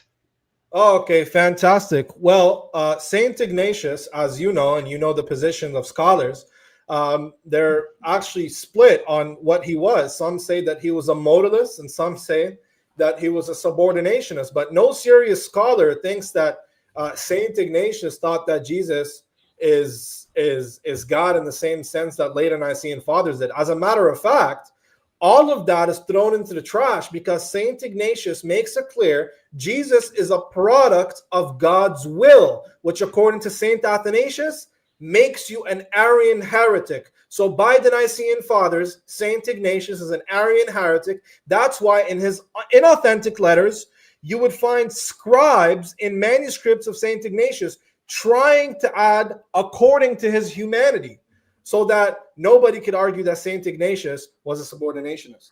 Okay, we're out of time for that round. Let's go ahead and restart the clock here for 20 minutes. Libiano, you're going to now have an opportunity to ask questions of Lewis. Whenever you're ready, you let me know. Sounds good. I am ready. Lewis, can God die? Depends on what you mean by dying. I mean by dying the cessation and the loss of control over life function and bodily function. Bodily functions. Well, that definition implies a body, which God before the incarnation could not, by definition, but God after the incarnation could. Yeah. So did Jesus lose control over bodily functions? He gave them up. In John chapter 10, he says that he lays down his life voluntarily. I didn't ask that. I said, did he lose control or did he not lose control over bodily functions? He lost control, yes. All right, so God lost control over functions? Lost in the sense of relinquished. Okay, well, I'm not asking in that sense, because when we die, we actually lose control. We don't just pretend to lose control. Did Jesus actually lose control over bodily functions? Depends on what you mean by actually lose. Lose as, again, because Jesus says that he could choose to take it up again at any time. That's in John chapter 10. That's about bringing his life back up. I'm asking you, when Jesus died, is it the case that it is just as we die? Because when we die, we lose control over life functions. We are Okay, did Jesus go through that? Did he lose control over life functions? Yep. All right, so God can lose control over something? Yeah, if he chooses to. All right, so God can choose to lose an essential property. Thank you very much. Let's What's the move essential on. property? I'm not supposed to. You're not supposed to ask me questions, but I'll tell you. Sorry, having power having power and dominion over all things. God can never lose power and dominion over anything. If he lost power and dominion over life functions, he can't be God, which you just conceded to. So Jesus, per you said, if he doesn't have an essential property of Yahweh, he can't be Yahweh. So you just conceded Jesus is not Yahweh. Thank you. Proverbs chapter 8, verse 22. Does the Septuagint say that Jesus is created? Yeah, the Greek word does use the word create. So good. Tizo. Good. Is Jesus a creature in any sense? Well, if we're referring to the logos, then no. I mean, referring to the human body that he acquires. I'm talking about the pre-incarnate wisdom.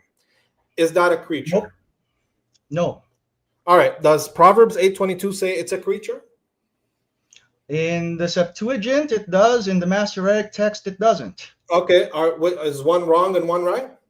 Or are they both Yeah. right? So, do you want? It's hard to talk about this without delving into Old Testament textual criticism. But what the Septuagint often does is it tries to find an equivalent for the Hebrew word, and sometimes it does a good job at it. Other times there is not Okay. necessarily Yeah, an brother, exact is equivalent. is is Proverbs 8:22 a correct description of wisdom, or is Proverbs 8:22 this in the Septuagint wrong?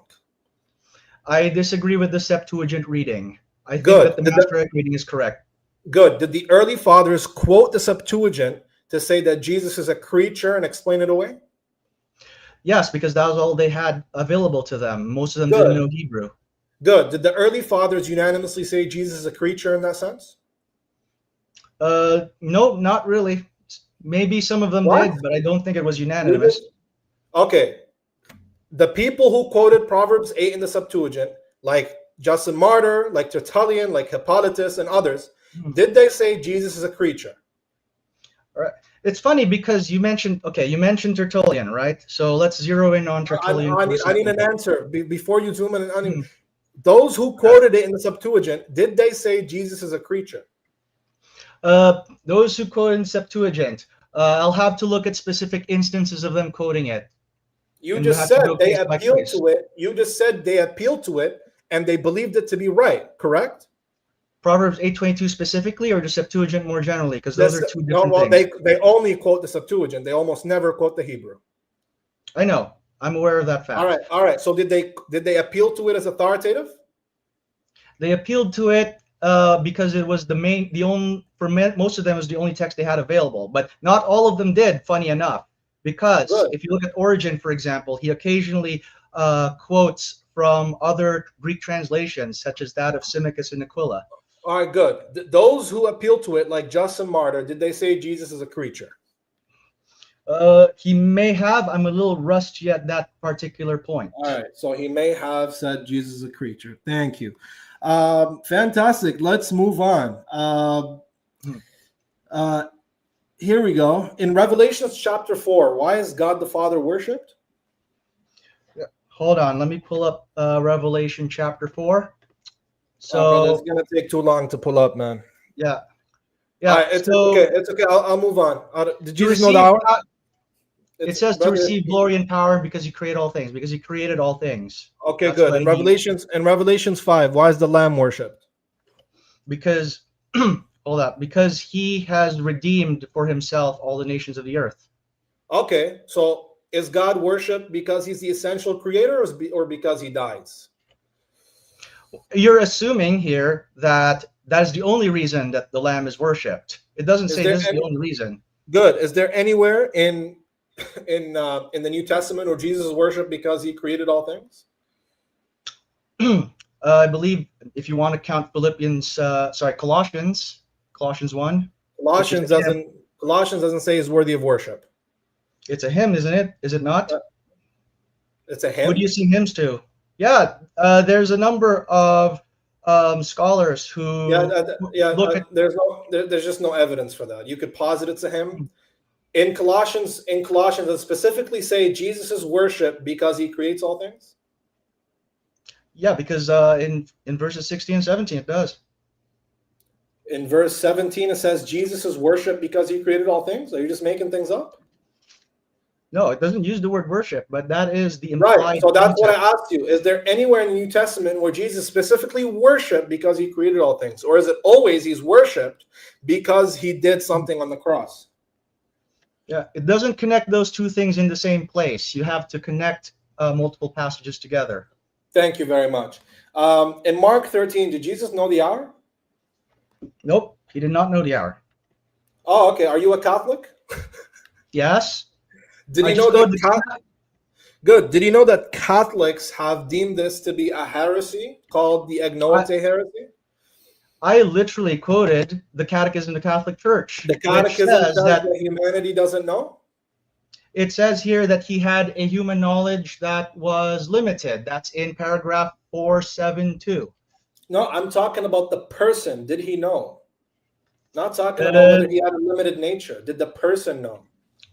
Knowing is something that is predicated of the nature in this case. Wait, the person doesn't know? You can't say the person knew? Yeah. Well, again, that's why when it comes to predication, knowledge is something that is attached to the person, Yeah, not the person, but the nature. right, but it's predicated to subjects, right? Natures Mhm. don't know things, persons know, right? Mhm. Did Jesus know or not? He did not know. All right. Can God not know something at any time? Nope, not unless he All right. chooses to. So Jesus is not God. Wait, you said he could choose not to? He can choose to relinquish that prerogative, What does it mean to relinquish knowledge? What does that mean? to not make use of it even when you have access to No, it. it doesn't Like, say. It doesn't say I didn't make use of it. It says I don't know it. Does he know again, it, this is or does he just not use it? where I would connect it to the kenosis language in Philippians 2:7. He emptied Yeah, himself. has no connection. I don't know. I'm asking you what it means to You're- empty knowledge. It means that you have that prerogative, you choose not to make use of it on a temporary basis. Does Jesus say he has knowledge and doesn't use it, or does he say I don't have knowledge? He doesn't have to use those words because we don't isolate text, we connect them together. No, you don't isolate text. Well, Philippians doesn't talk about knowledge.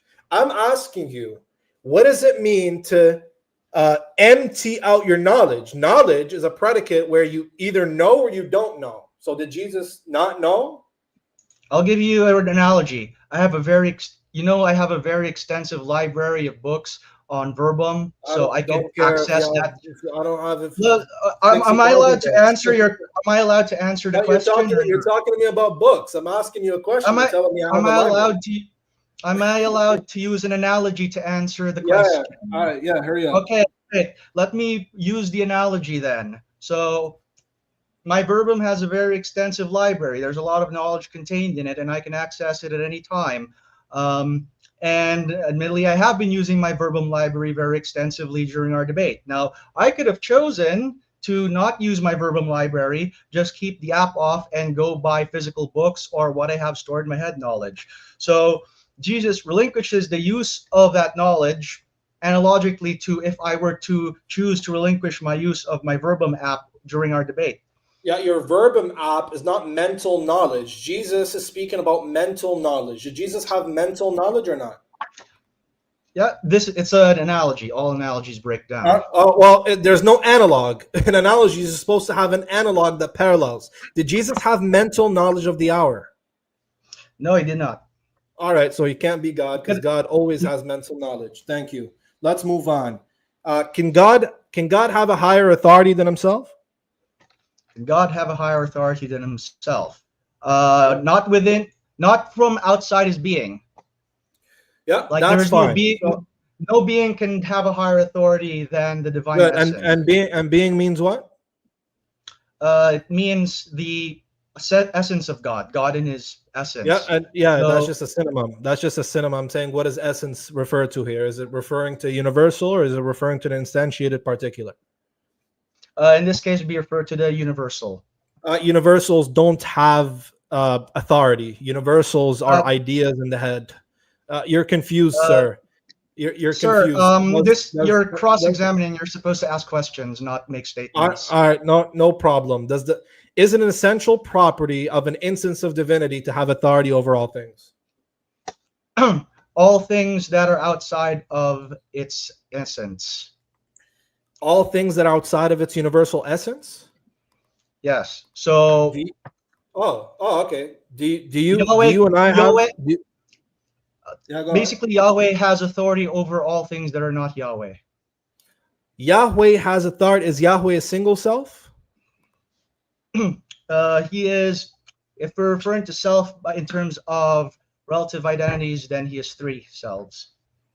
He has three selves. Interesting. So can a self that is Yahweh have lesser authority than another self? Within the hierarchy of the Trinity, that is possible. Okay, so the Father can have a higher authority than him? No, because there's no other person within the Godhead that No, is higher than the yeah, Father. I'm asking about logical possibility. Logical possibility, if there was if there was a person of the grandfather or something, hypothetically, I suppose, but that's All right. not the All right. case here. Let me just confirm. It is logically possible for the Father to have a higher authority than himself, correct? Logically, sure, if the Trinity was All right. composed differently. All right, fantastic. Thank you very much. Can God be tempted? Can God be tempted? People can try to tempt him, but God cannot give in to the temptation. Oh, interesting. Wait, so God can feel internal temptation as long as he doesn't react to it? God does not feel the temptation. People can attempt to Oh, tempt him, but good. what is guaranteed is that he will never give in to that temptation. Good. Do humans essentially have the potential to feel internal temptation? Sure, yeah, we do it. Happens all the Interesting.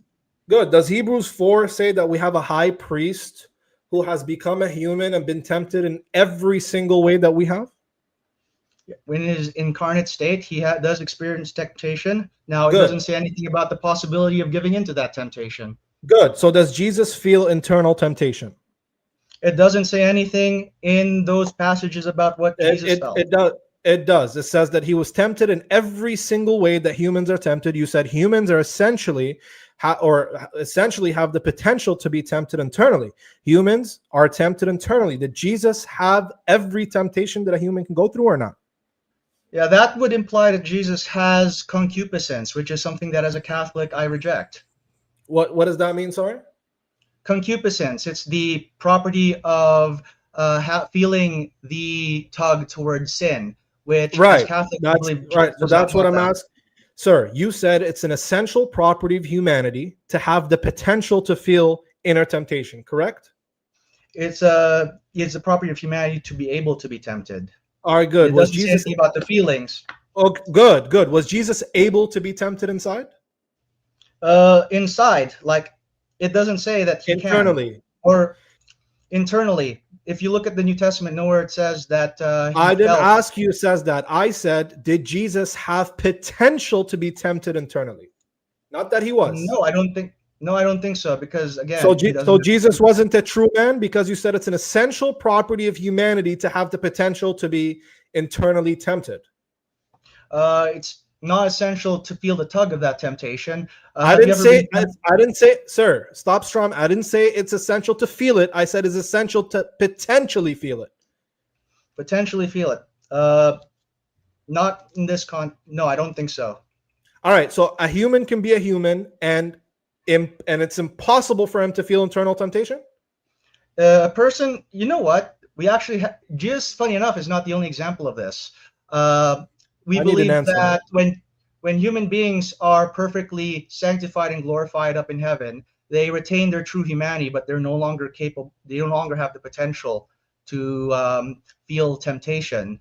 And they're still truly human in that case. So Jesus is similar to that in the sense that he has, people can try to tempt him, Satan can try to tempt him, but the potential for him to give into that is not there. Okay, good. So you're saying that a human could be a human, any human, and it's not necessary that he could ever be he can't be internally tempted. It's either the case that he could or he can't. Which one is it for humanity? It is possible for a true human to not feel the potential to be to not have the potential. There's no such thing as feel the potential. It's either the potential is there or it's impossible. Right. Which one I mean is it? that it is possible for a true human to not have the potential to feel temptation. Okay, good. So a human essentially doesn't feel inner temptation. No, I mean that it's possible for a human. It's either the case that it's essential that there is potential possibility or not. Which one is it? Hold on. Are we talking about? It's a true dichotomy. No, if you're asking if it's possible to be a human and yet not have the potential to fall into temptation, that means it's impossible. That's possible. That means it's impossible for you to feel inner temptation. I think that it is possible for a human to not feel inner temptation. And that would be an essential property? Which is the essential property in this context? Would him not being able to feel inner temptation be essential or accidental? It is accidental because If other it's an human beings can accident, acquire it. if it's an accident, then it could be otherwise, right? That could be otherwise, sure. Okay, so then it's not. It's so he could feel it potentially because there's a potential of otherwise, right? Yeah. If Jesus had a fallen human nature, which is what all of us have, then it would be the case. Good. So Jesus had a different human nature than us. He wasn't consubstantial with us. It was not fallen. That's the key difference. I didn't ask that. I said, is it the same human nature or different human nature? It is the same when vis-a-vis the essential properties of what it means. All right, good. You said it's an essential property of humanity that they can't be tempted. I say, wait. If they're fallen, because again, human beings in heaven, they can't be tempted, but they're still human. Does that make sense? Yeah, I'm asking you, is it an essential property that you can't be tempted, or is it an accident that could be otherwise? Is an accident that could be otherwise. All right. Did Jesus have that human nature? Which human? The human nature of having the potential to be tempted. Yeah. No, he could not be tempted. All right, thanks. So Jesus was not consubstantial. You just rejected Chalcedon. Thank you very much. Jesus was not a true human, according to you. Fantastic. How would Jesus being Yahweh and the Father being Yahweh not be two gods? Well, Yahweh here is being used as a synonym for, in this context, Yahweh is used to denote the divine nature. Yep. So how would you have two subjects with divinity predicated and not have two gods by classical identity? Yeah, so they are identical vis-a-vis their essence. They're not identical vis-a-vis their relations. Yeah. So you're familiar. I'm sure you're familiar with all of the debates going on in that topic. Sure. Are we done here? Are we done here? I'll give you just a second to wrap it up, but we're out of time. So just yeah. Sure. Yeah. So I was. Oh, okay. So does he get to? Do I get to ask another question, or are you just gonna finish? Just because we ate a little bit into the time, ask a quick and then quick response, and then we're gonna move on to Q&A. All right. Okay. Good.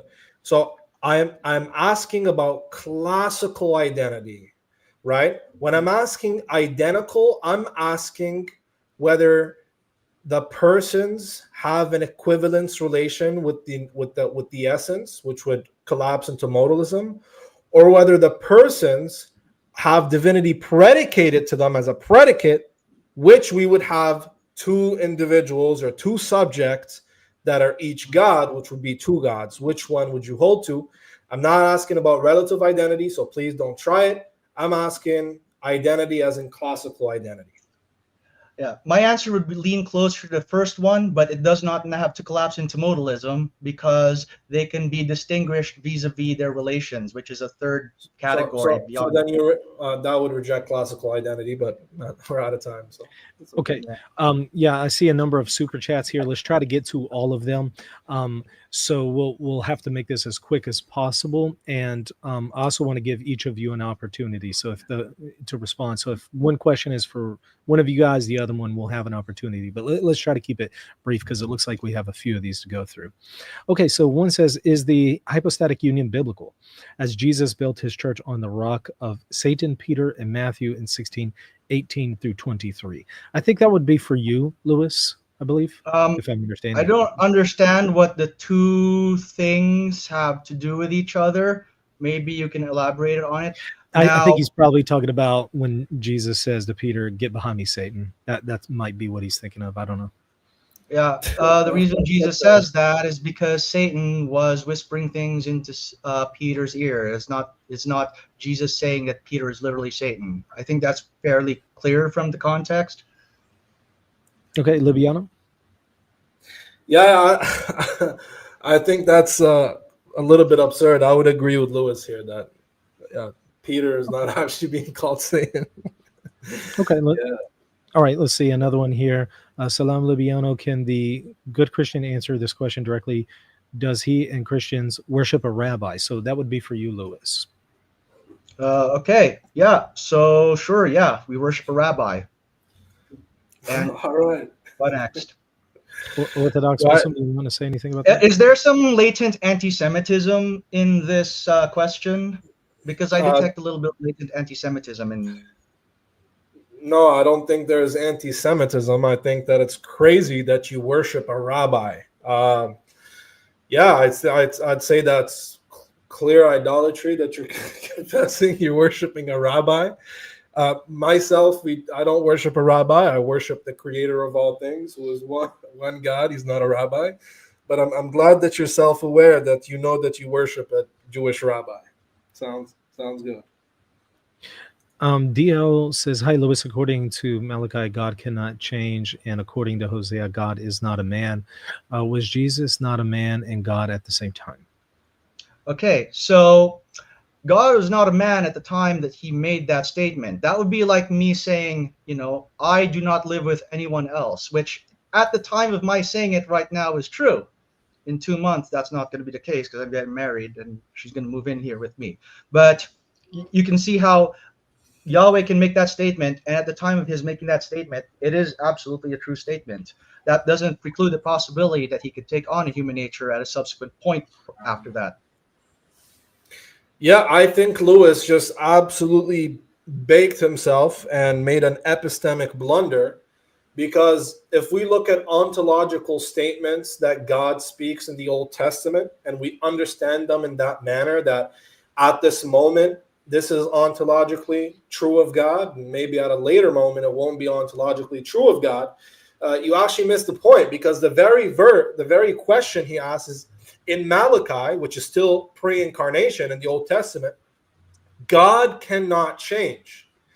If that statement is a temporal ontological statement, what is to hold me from saying God doesn't change now and in the future he will change?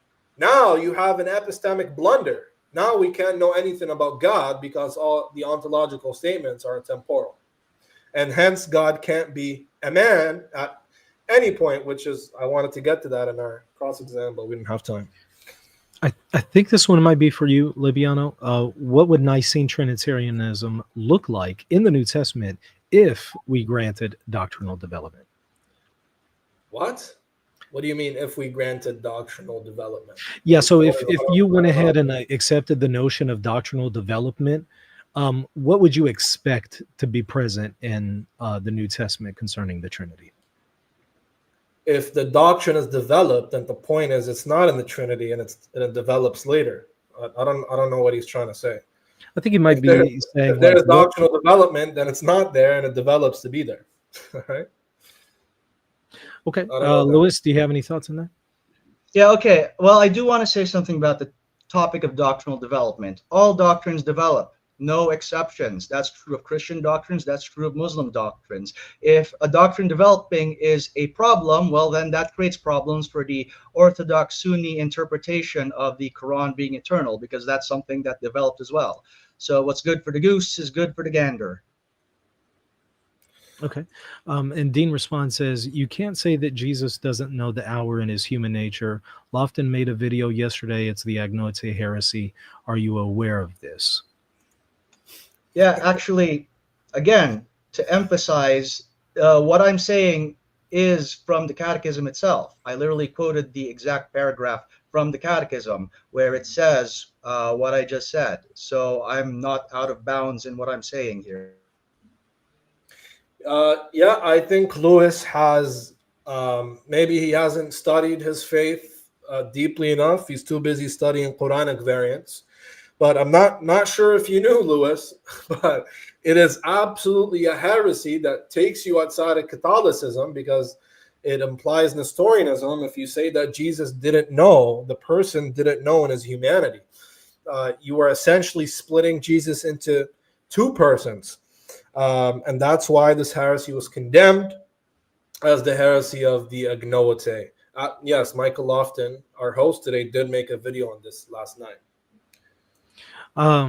Let's see. If John 1:1 has a Platonist context, I guess is what he meant. The Son, demiurge, would be created, and if it had a Jewish wisdom context, the Son would be created. So which context does Lewis give John 1:1? So that one's for you, Lewis. Yeah, this would assume, again, I would dispute the assertion that the Jewish context would mean that wisdom is created, because as I showed you, the Masoretic text doesn't say that. So I would lean towards the latter, but I reject the conclusion that the questioner is trying to draw from that. You have to show me that John would have rejected the Masoretic understanding of that passage. Yeah, so there's actually a good book by a Unitarian scholar called The Wisdom Christology by Dustin Smith. Fantastic Unitarian scholar. And I'd refer you back to a debate that Dale Tuggy had with James White on John 1:1. So in the Hebrew context, this would wisdom is personified. It doesn't actually have any ontology. It's referring to the manifestation of God into the world, God's mode of acting wise, of creating. So it doesn't actually have its own ontology. So if you want to say that's uncreated, and God is uncreated, because the wisdom of God is just a mode of God in the Hebrew context. Also, wisdom literature says that the wisdom of God is the Torah. So you have that the Torah, the wisdom expresses itself as the Torah. Is the Torah created or not created according to you? And if you're talking about in a Platonist, Middle Platonist context, then yes, absolutely. The Logos is created. Justin Martyr makes it clear. Philo makes it clear. Middle Platonists make it clear that the one creates the nous from its substance. So, yeah, this just proves that you're reading ad hoc anachronisms into the text of the New Testament. And Lewis, I promise I'm not trying to be unfair to you. Most of these questions are just directed to you, and they're all super chats. That's why I'm taking them. I did notice that the majority of the people watching are Muslims, so that's to be expected.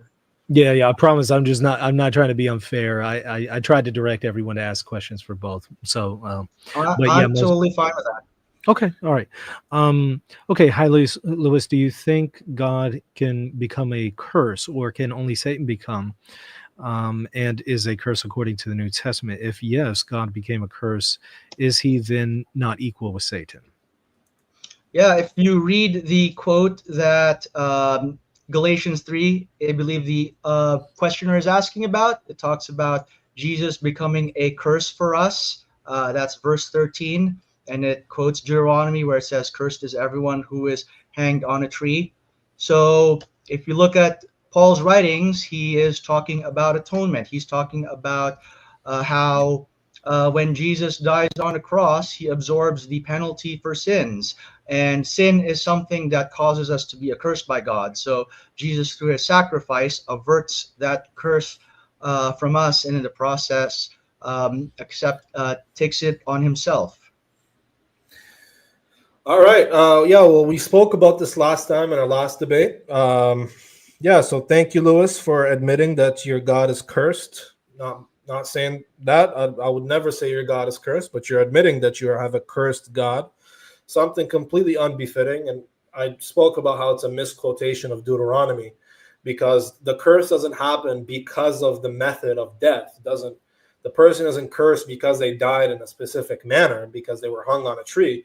They're cursed because of how significant their wrongdoing was. And because of that, God curses them. According to you, Jesus didn't do any wrong.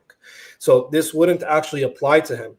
And if that's how you're understanding it, then I guess you must understand the text where Jesus becomes sin for us, as Jesus absorbing all sin and becoming sinful.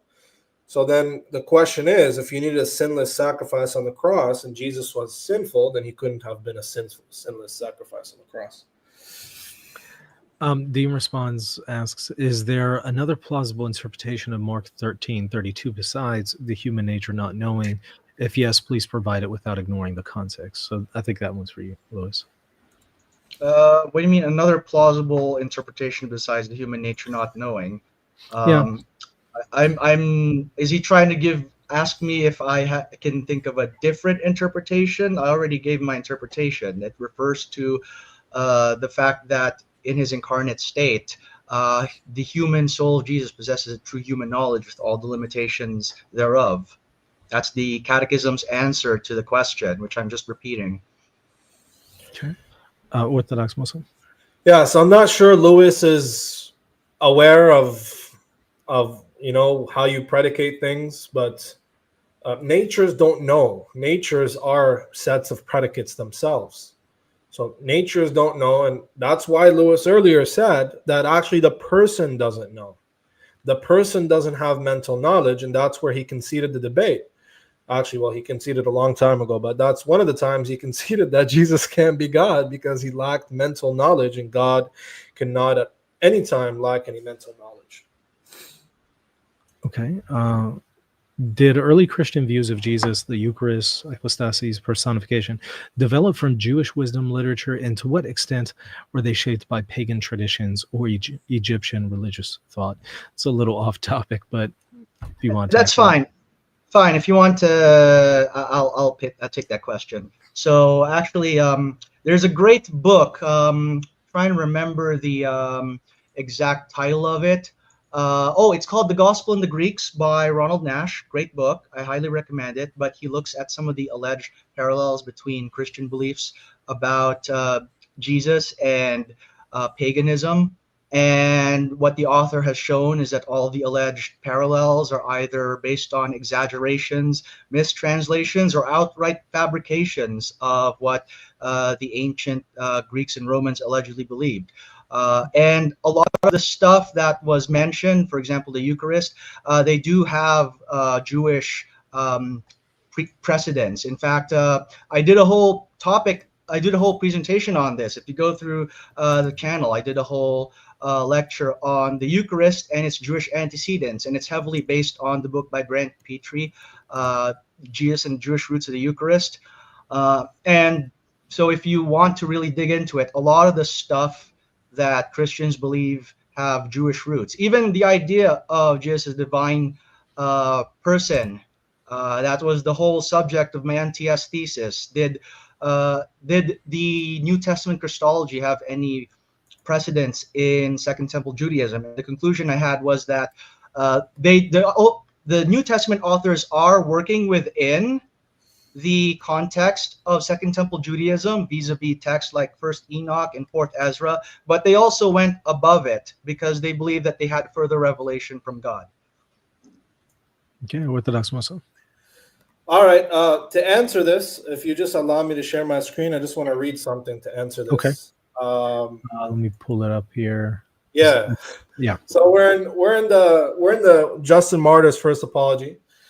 He says in chapter 21, and when we say that the Word, who is the first birth of God, he's talking about Jesus, was produced without sexual union, and that he, Jesus Christ, our teacher, was crucified and died and rose again and ascended into heaven, we propound nothing different from what you believe regarding those whom you esteem sons of Jupiter. I think Justin Martyr puts that quite beautifully. To believe in a dying, rising, mythological savior, man God, who is begotten before the ages, is to just believe in Zeus and in Hermes. And eating God and drinking his blood, as you yourself espouse, because you're a Catholic and you believe in transubstantiation, is definitely not a Jewish practice, as the Torah condemns eating of blood. And you eat God's blood and you drink his blood and eat his flesh. So, yeah, I'd say that has nothing to do with Jewish literature. I think you just have random practices from Paul. But yeah. Okay, we got a few more here. We'll try to do lightning round. That way we can get through all the super chat questions. Okay. If Jesus himself confirms the Bible says that he cannot be hurt, but would be raised up by angels, how plausible is crucifixion versus ascension? Okay, what's the question you're asking? I'm a little confused I'm a little. I've been reading through that multiple times. Okay. I'm not exactly sure. What I am understanding the questioner to be asking is Jesus can evade physical harm upon himself if he so chooses, which is absolutely the case. Jesus says so himself in John chapter 10, where he says that no one can take his life from him. He lays it down of his own accord. Is that what the questioner is asking? Hey, I don't know. So, Orthodox Muslim, do you have any thoughts about that? Yeah, no, I think he's referring to when Jesus is being tempted in the wilderness, and Satan quotes a messianic passage from the Psalm that talks about the Messiah being saved from all harm's ways, and Jesus affirming that it's about himself. And so he's using that as evidence that Jesus wasn't crucified. And yeah, I absolutely agree. I think that's strong evidence for Jesus affirming that that's messianic, and that passage makes it clear. It's a double fulfillment that Jesus seems to be confirming and affirming for himself, that he actually won't be harmed and that God will send angels to save him. And so we would expect that this would come true and that he wouldn't be actually crucified. He's quoting things where Jesus says, I'll raise myself up again and stuff. That's later mythology that no scholar thinks is authentic. So. Okay. Yeah. If Christian claim that they follow the creator of Abraham, can you please show us where Abraham worshipped the Trinity? Yeah. So is the questioner asking if the Trinity is clearly demonstrated in the book of Genesis? Well, it is hinted at. You don't see the word Trinity there, but you do get hints of it. One of my favorite examples of this actually happens to be in the Sodom and Gomorrah passage. Now, if we were to go back one chapter, you might note that Yahweh actually takes on a physical form in Genesis 18. And then when you get to Genesis 19, when Sodom and Gomorrah are about to get baked, it says that in verse 24, then the Lord rained on Sodom and on Gomorrah sulfur and fire from the Lord out of heaven. Now, notice that the word Yahweh occurs twice within the same verse. So the first instance refers to the physical manifestation of Yahweh that appeared a chapter earlier, and then you have Yahweh in heaven. So there appear to be two Yahwehs in this verse right there. So Abraham gets a hint of the Trinity in this passage. Hey, ladies and gentlemen, this is the third debate where my interlocutor admits that there are two Yahwehs, two gods. I don't know if you guys are I don't know if you guys are all there, but I don't know why you keep admitting there are two Yahwehs. Why are you saying the text says there are two Yahwehs, my friend? The only person who just got baked is you, dude. Stop saying there are two Yahwehs. At least speak like a monotheist if you claim to be one. And no, there's no Trinitarian reading in that passage where the Yahweh, there's two Yahwehs according to you. No, that's just an example of agency we find all over the Old Testament. If we use that exegetical framework and applied it to Exodus 7, for example, I'd make you admit that Aaron is Yahweh, Isaiah is Yahweh, Elijah's Yahweh, Samuel's Yahweh, and everybody else who is called Yahweh by agency. To Lewis, if the Bible presents Jesus as consubstantial with the Father, why do so many verses emphasizing subordination, ignorance, dependence, and distinction between them?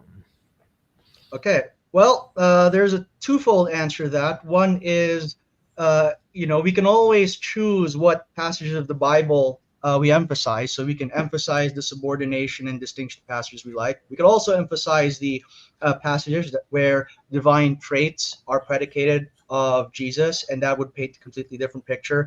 Now, to answer the subordination and the distinction passages, once again, all those are compatible with Jesus being consubstantial with the Father. Once you take into account the economic Trinity, the idea that there is a hierarchy within the Trinity, and the fact that the Son proceeds from the Father even within the Trinitarian paradigm. And of course, the Father is distinguished from the Son. They are not the same person. I think that goes without saying. We're not modalists here. Yeah, I think that's wrong. I think you as a Catholic, you are a closeted modalist. You're right. You're not a modalist. You're a closeted modalist. You don't want to admit it because you believe in one self-Trinitarianism that Augustine gives you in the 4th century. But anyways, that's besides the point.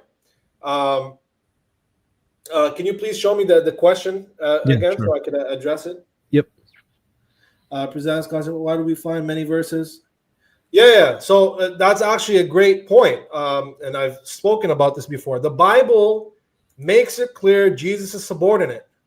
That that Christ is the head of the church and the Father is the head of Christ, right? That the Father puts everything under his feet and then takes the kingdom away from him. That Jesus is the mediator between man and God. That Jesus is the image of God. That Jesus is begotten by God. Jesus by himself can't do anything. Jesus gets his authority from God. Jesus has a God. All of these texts make it very clear that Jesus can't be the same kind of God as the Father. It's impossible. You saying that, oh, well, that doesn't violate consubstantiality. Of course it does.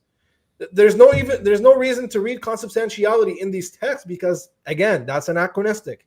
That doesn't show up until later. So you saying there's consubstantiality there is an absurd reading. It's garbage.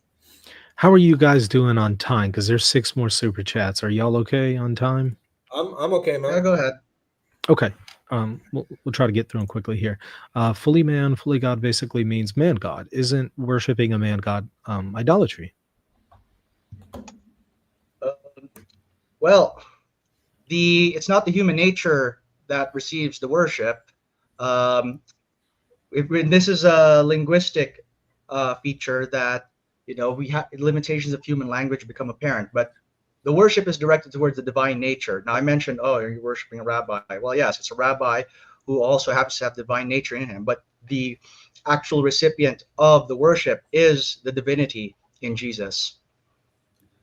All right. Well, again, Lewis displays that he has not a clue about Catholic dogma and theology because that is considered heresy and Nestorianism. As a matter of fact, the official position of the Catholic Church is that the body, the humanity of Jesus is given latria.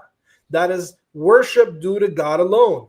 You just separated Jesus into parts, saying that one part is worshipped and another part isn't worshipped. Or perhaps you're saying there's a human Jesus who's not worshipped and a divine Jesus that is worshipped.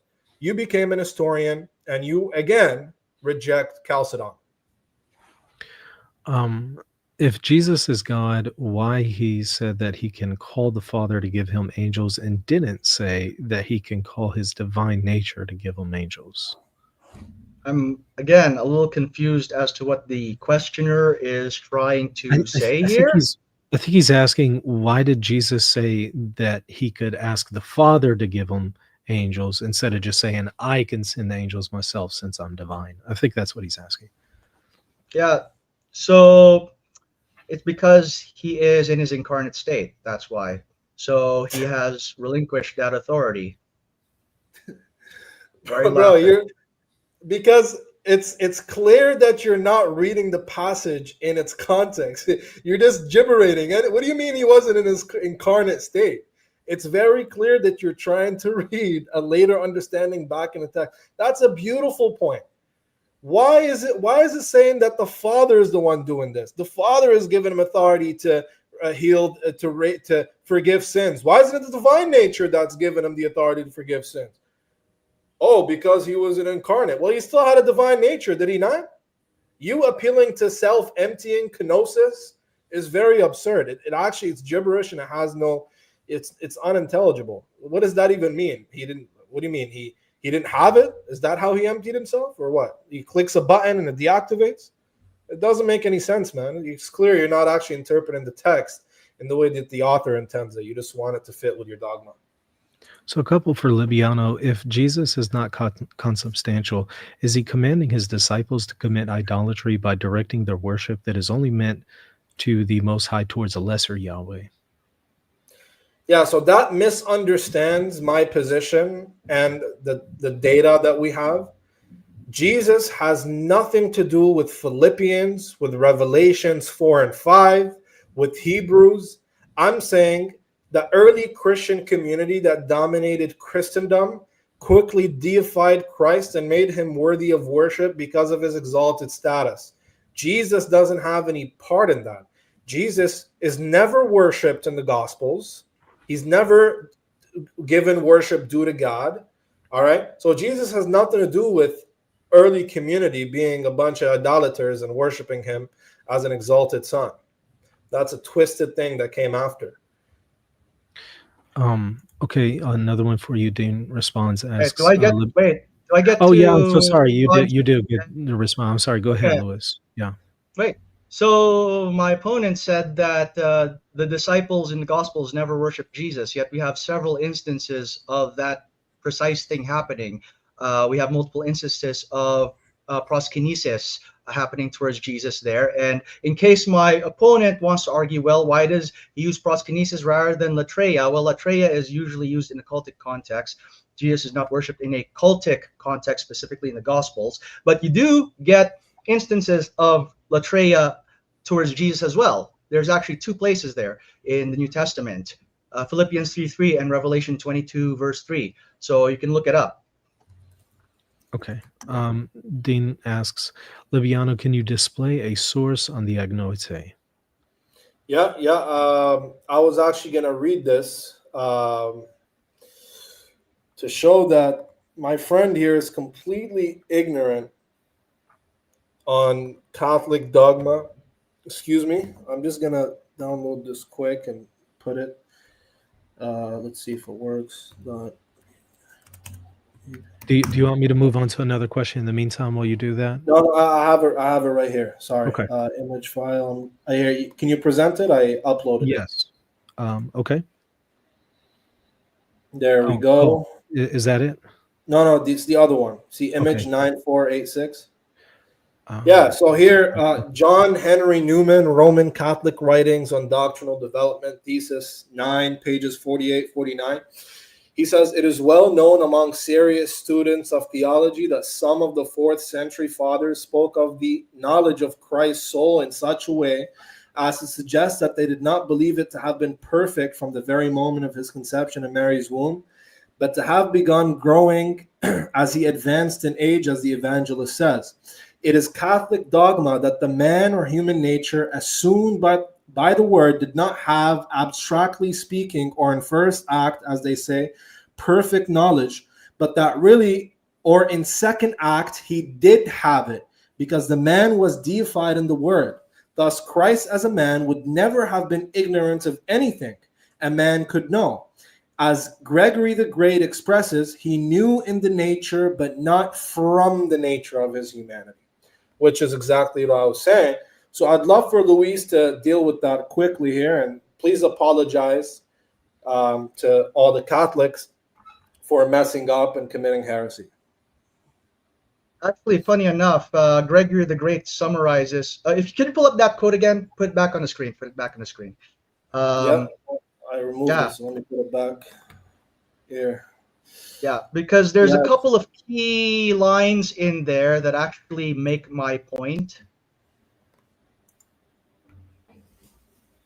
So it says there by St. Newman, he did not have, abstractly speaking, or in the first act, as they say, perfect knowledge. So that's the sense in which I'm saying that the human nature did not have it. And also the quote by Gregory the Great at the end. Can you finish? Can you finish? Because you didn't finish. Yeah, or in the second act, he did have it because the man was deified in the word. That's actually in the context. Christ as a man would have not been ignorant.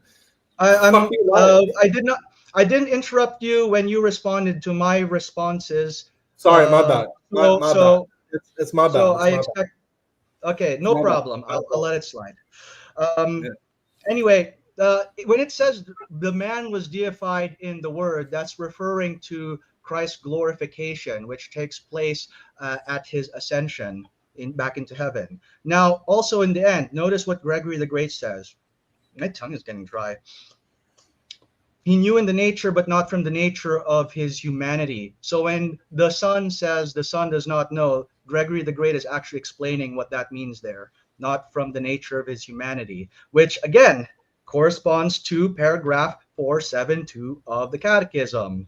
The Catechism is just explaining it in simple language so that non-specialists in all these technical terms can understand what is being said. All right. Well, okay. Okay, so all right, for Lewis, your man God observed the Torah. Why don't you? Yeah. So there is a long-standing debate on how exactly the Old Testament carries over into the New. So if you want me to get into the weeds, in Catholic theology, we distinguish between the moral and the ceremonial laws. The moral laws are stuff like Ten Commandments, and those are valid for all time. And then the ceremonial laws, those have to do with stuff like keeping kosher, doing the animal sacrifices, etc., etc. Now, if you read Hebrews, it talks about how all those things are fulfilled at the cross. Now, remember, Jesus says, until all these things are fulfilled. Well, the fulfillment did take place, and that fulfillment happened when Jesus died on the cross. That is where all the ceremonial laws of the Old Testament find their culmination. Well, that's a fail because Jesus does say, and he qualifies it, but until heavens and earth passes away. So the fulfillment is when heavens and earth passes away. Why do you love not quoting Jesus properly? Second thing, that's awkward because in the New Testament, the book of Acts, that apostles give sacrifices at the temple. Wow, I thought it were fulfilled on the cross, man. What happened? Also, that doesn't really matter because Matthew 23, Jesus affirms the written law and the oral law by saying that the Pharisees sit on the seat of Moses. So be sure to do and observe everything they teach you. And the Pharisees did not go around teaching you that when the man God Savior comes, you should abandon the law, become apostates, and go eat God and drink his blood. All right, we're going to have to try to wrap this up here, so let's try to go quickly. Follow up for Liviano. I was talking about the term, but going with you, did John and Paul command idolatry, if not for consubstantiality in mind? Can you wait one more time? Yeah, I was talking about the term, but going with you, did John and Paul command idolatry? Yes, Philippians commands idolatry, and Revelations commands idolatry. Yes. Okay, Lewis. Oh, that's odd because this contradicts something that Libiano said in his debate with Avery, where he defined idolatry as worshiping a creature not to the glory of God. Are John and Paul not commanding this worship to the glory of God? If that's the case, then according to the definition that Libiano gave in his previous debate, then that does not count as idolatry. All right, there's just a few more. Just checking once again if y'all are okay on time. I want to be sensitive to y'all's schedule. Okay, question for both. Can the Father not being able to incarnate show that Jesus and Father are not equal? Starting with you, Orthodox Muslim. Yeah, I think this is a fantastic question. It talks about whether generating or the energy of generating is an essential property of divinity. I think this is why my opponent here is going to subscribe to the Filioque, because he says that the Son actually does have the energy of procession, because the Holy Spirit is generated by the Father and the Son. But yeah, I think that generating should be an essential property, and if they have equal or they share in divinity, then they should be able to generate. I don't know what he would say for the Holy Spirit generating, though. Lewis? Yeah. So I'm not sure what that means, how that proves that they are not equal. All it proves is that the Father and the Son have distinct roles and that they do not do the same things. So the Father does not incarnate because that's not his role to become incarnate. His role is to act as the fountainhead of the Godhead, to make the decrees, as it were. It's the Son's property to become incarnate. Yeah, you Okay. didn't ask that, but whatever. There's two more here, and there's a few others that people have sent, and what I could do is email them to y'all if y'all want to maybe address them in the comment section at a later time. We're having to try to wrap it up here. Okay, Lewis, why is Satan called the shining star and Jesus also called the shining star? Why are they always compared to each other? Yeah, if you're talking about, it's either Isaiah or Ezekiel. I sometimes conflate those two. Lucifer was the title that Satan held before he rebelled against God, but he is no longer the shining star. He forfeited that when he rebelled against God. Sometimes the same title can be used of multiple reference to show that they are in some way analogous or have similar prerogatives, but that doesn't mean that they're exactly equal. To give you another example, Jesus is the light of the world. His disciples are also the light of the world, but Jesus is the light of the world in a much greater sense than the disciples. So Jesus is the shining star, and Lucifer before his rebellion was the shining star, but Jesus exhibits that to an even greater extent than Lucifer. Okay, go ahead, Orthodox Muslim. Interesting. I wish that he'd apply that to his arguments when he's saying, "Oh, the Father Yahweh is called Kyrios, Jesus is called Kyrios, and they must be the same Kyrios." Well, I'm glad that you're conceding that point of reasoning. I'm glad that you're conceding that a title being analogically predicated of an individual doesn't mean that doesn't make it an identity statement. I agree. I think that just because they're called the same thing, it doesn't make them doesn't create an equivalence relation.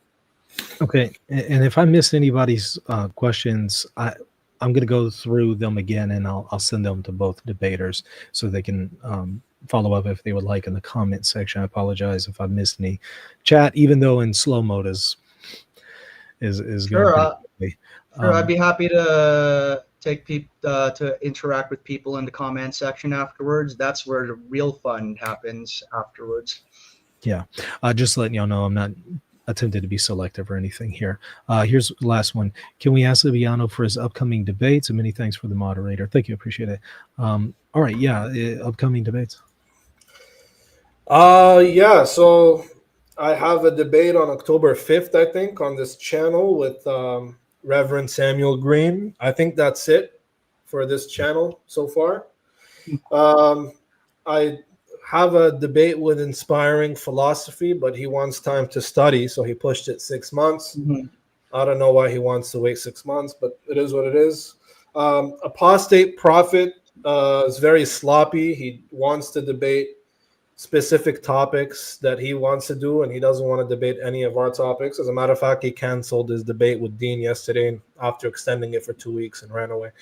So yeah, if any of you guys, big guys, I know you guys are watching, telling me that I'm debating people that are not well known, I'm only doing that because the well-known ones don't want to debate. So for those well-known ones, if you guys want to debate, Michael Lofton is a great channel, very good guy, respectful, very unbiased host. So let me know. Get in touch with him, and he'll get in touch with me. Yeah, I'm happy to host any debates. Y'all just get in touch with me, reasonandtheology@gmail.com. Yeah, go ahead, Lewis. Yeah, if I may, I really do enjoy discussing with Liviano. He really knows his stuff, and he really forced me to think about what answers I'm going to give to my questions, and I'd be happy to debate him on other topics in the future. My only caveat to that is not before the end of November, because my wedding, my honeymoon, and my PhD defense are all happening at roughly the same time on that month. So once those Congrats. 3 things are out of the way, I'm happy to do more of these. And congrats on all of that, by the way, Lewis. Okay, so we're going to move over to our closing statements, 4 minutes each, beginning with you, Lewis. I'm going to put 4 minutes on the clock here. And are you using your presentation for that, or? Yeah. Okay. So I'm gonna start off with. Actually with the same slide that I started off with at the very beginning. Okay. Let me pull it out. Because so hold on. Give me a sec. My Yeah, tech is not my friend today, but No okay. problem. Let me just pull up the share screen now. And okay, I just want to start off with the same slide I left off with here. Okay. Do So you want me once to again, hit that timer? yeah, Okay. I'm gonna go I'm ahead not and hit it. sure. All So right. thank you once again to Libiano for this spirited debate. I very much enjoyed it. So to reiterate, my presentation is based on 5 sets of evidence, the HANDS acronym, as I mentioned, and there are a lot of other texts that we could have gone to. I'm actually kind of disappointed we didn't get to all of them. But hopefully, you'll see how when you take these 5 sets of evidence together, they do create a strong cumulative case for just being consubstantial with the Father. And also, it's not just one particular set of evidence. I think each of these 5 sets of evidence taken in isolation do create a plausibility for consubstantiality, but once you combine them together, they snowball into a pretty irrefutable case. The old saying is, if it walks like a duck, talks like a duck, quacks like a duck, then it must be a duck. Well, if it talks like Yahweh, walks like Yahweh, and acts like Yahweh, it must be Yahweh. And the idea that it's just being used analogically becomes more strained the more of that evidence you put on. Now, I do have an epilogue here. I actually wanted to show it in I want to show it at my opening, but I ran out of time. So whatever conclusion you derive from this debate, one thing that is inescapable is that the Christology of the New Testament is evidently higher than the Christology of the Quran. Even if you go to the earliest layers of the New Testament tradition, that is the case. Go to Mark, go to the Q source, go to the pre-Pauline hymns. Even if you try to argue that it's not presenting consubstantiality, it still presents a Jesus that is much higher than what you see in Islam. We find no evidence of a proto-Islamic conception of Jesus as a mere prophet and penultimate figure pointing to a later and greater messenger than himself and whose work did not carry redemptive significance. So at the end of the day, even if you're convinced that I'm wrong and Libiano's right, you still don't end up with Islam. At most, you get some form of Aryan Christianity. So Jesus is still much higher than a prophet here. So thank you very much, and God bless you. Okay. Thank you so much for that. Now, let me restart the timer here. Libiano, do you have anything for your closing statement as far as presentation? Nah, man, it's off the dome, man. Okay. Rolling. 3, 2, 1. All right. I thank Michael Lofton for hosting this debate. Fantastic moderation. I also thank Mr. Luis Dizon for his participation and for being my interlocutor today. I did appreciate speaking with him. We had a good conversation, a good debate. However, I did feel that he, again, and unsurprisingly, he wasn't able to present a good argument. The argument about the HANDS acronym that he had simply doesn't follow. And, it reminds me of something I read in Bart Ehrman's book and how Jesus became God and how he starts describing a man who had a miraculous birth. And he went on to did miracles of healing. And he was, charged with crimes against the state. And then he was unalived or he was killed. And then he rose again and appeared to his apostles later. And his apostles wrote about him. In your mind, you think I'm talking about Jesus, but really I'm talking about his contemporary Apollonius of Tyana. Just because their descriptions match and some of their traits match, it doesn't follow that there's an equivalence relation here. Because everything that he predicates to Christ in the New Testament is predicated of another, other than God, lesser than God, in that time. So it doesn't follow that we read a consubstantial reading. We could read an Arian reading, or we could read a middle Platonic reading. It doesn't follow that there is a consubstantial relation between the Father and the Son there. So I thought that the argument was very poor. I thought that he wasn't able to defeat simple arguments. That what I wanted to show today is I didn't try much. Well, what I mean by that is I presented very easy arguments like Jesus doesn't know the hour and God is not a man. And Jesus was tempted. Why? To show you that even if you're a PhD, you're still going to get spanked by the basics. Why? Because Christianity is indefensible. No matter how many books you read, no matter how many PhDs, masters, no matter how many scholars you can quote, you're going to get baked because it's very simple, right? It's very simple. And he said, also, I wanted to touch upon, he said, well, at best, sounds like a concession there. At best, Jesus may not be consubstantial, but, he must be a lesser God. And that's, that disproves Islam. No, I would actually argue that the earliest Christology, as other scholars have argued, like Mr. Scholar, his name is Thomas Gaston, he's argued for a dynamic monarchian Christology, which is a very, I would say, Islamic Christology. I would argue that the Q-source, Thomas, and the Jewish Christian literature we have presents a very Islamic Jesus. I think that's the earliest Christology. The Jamesonian community displays the earliest. So I would argue no.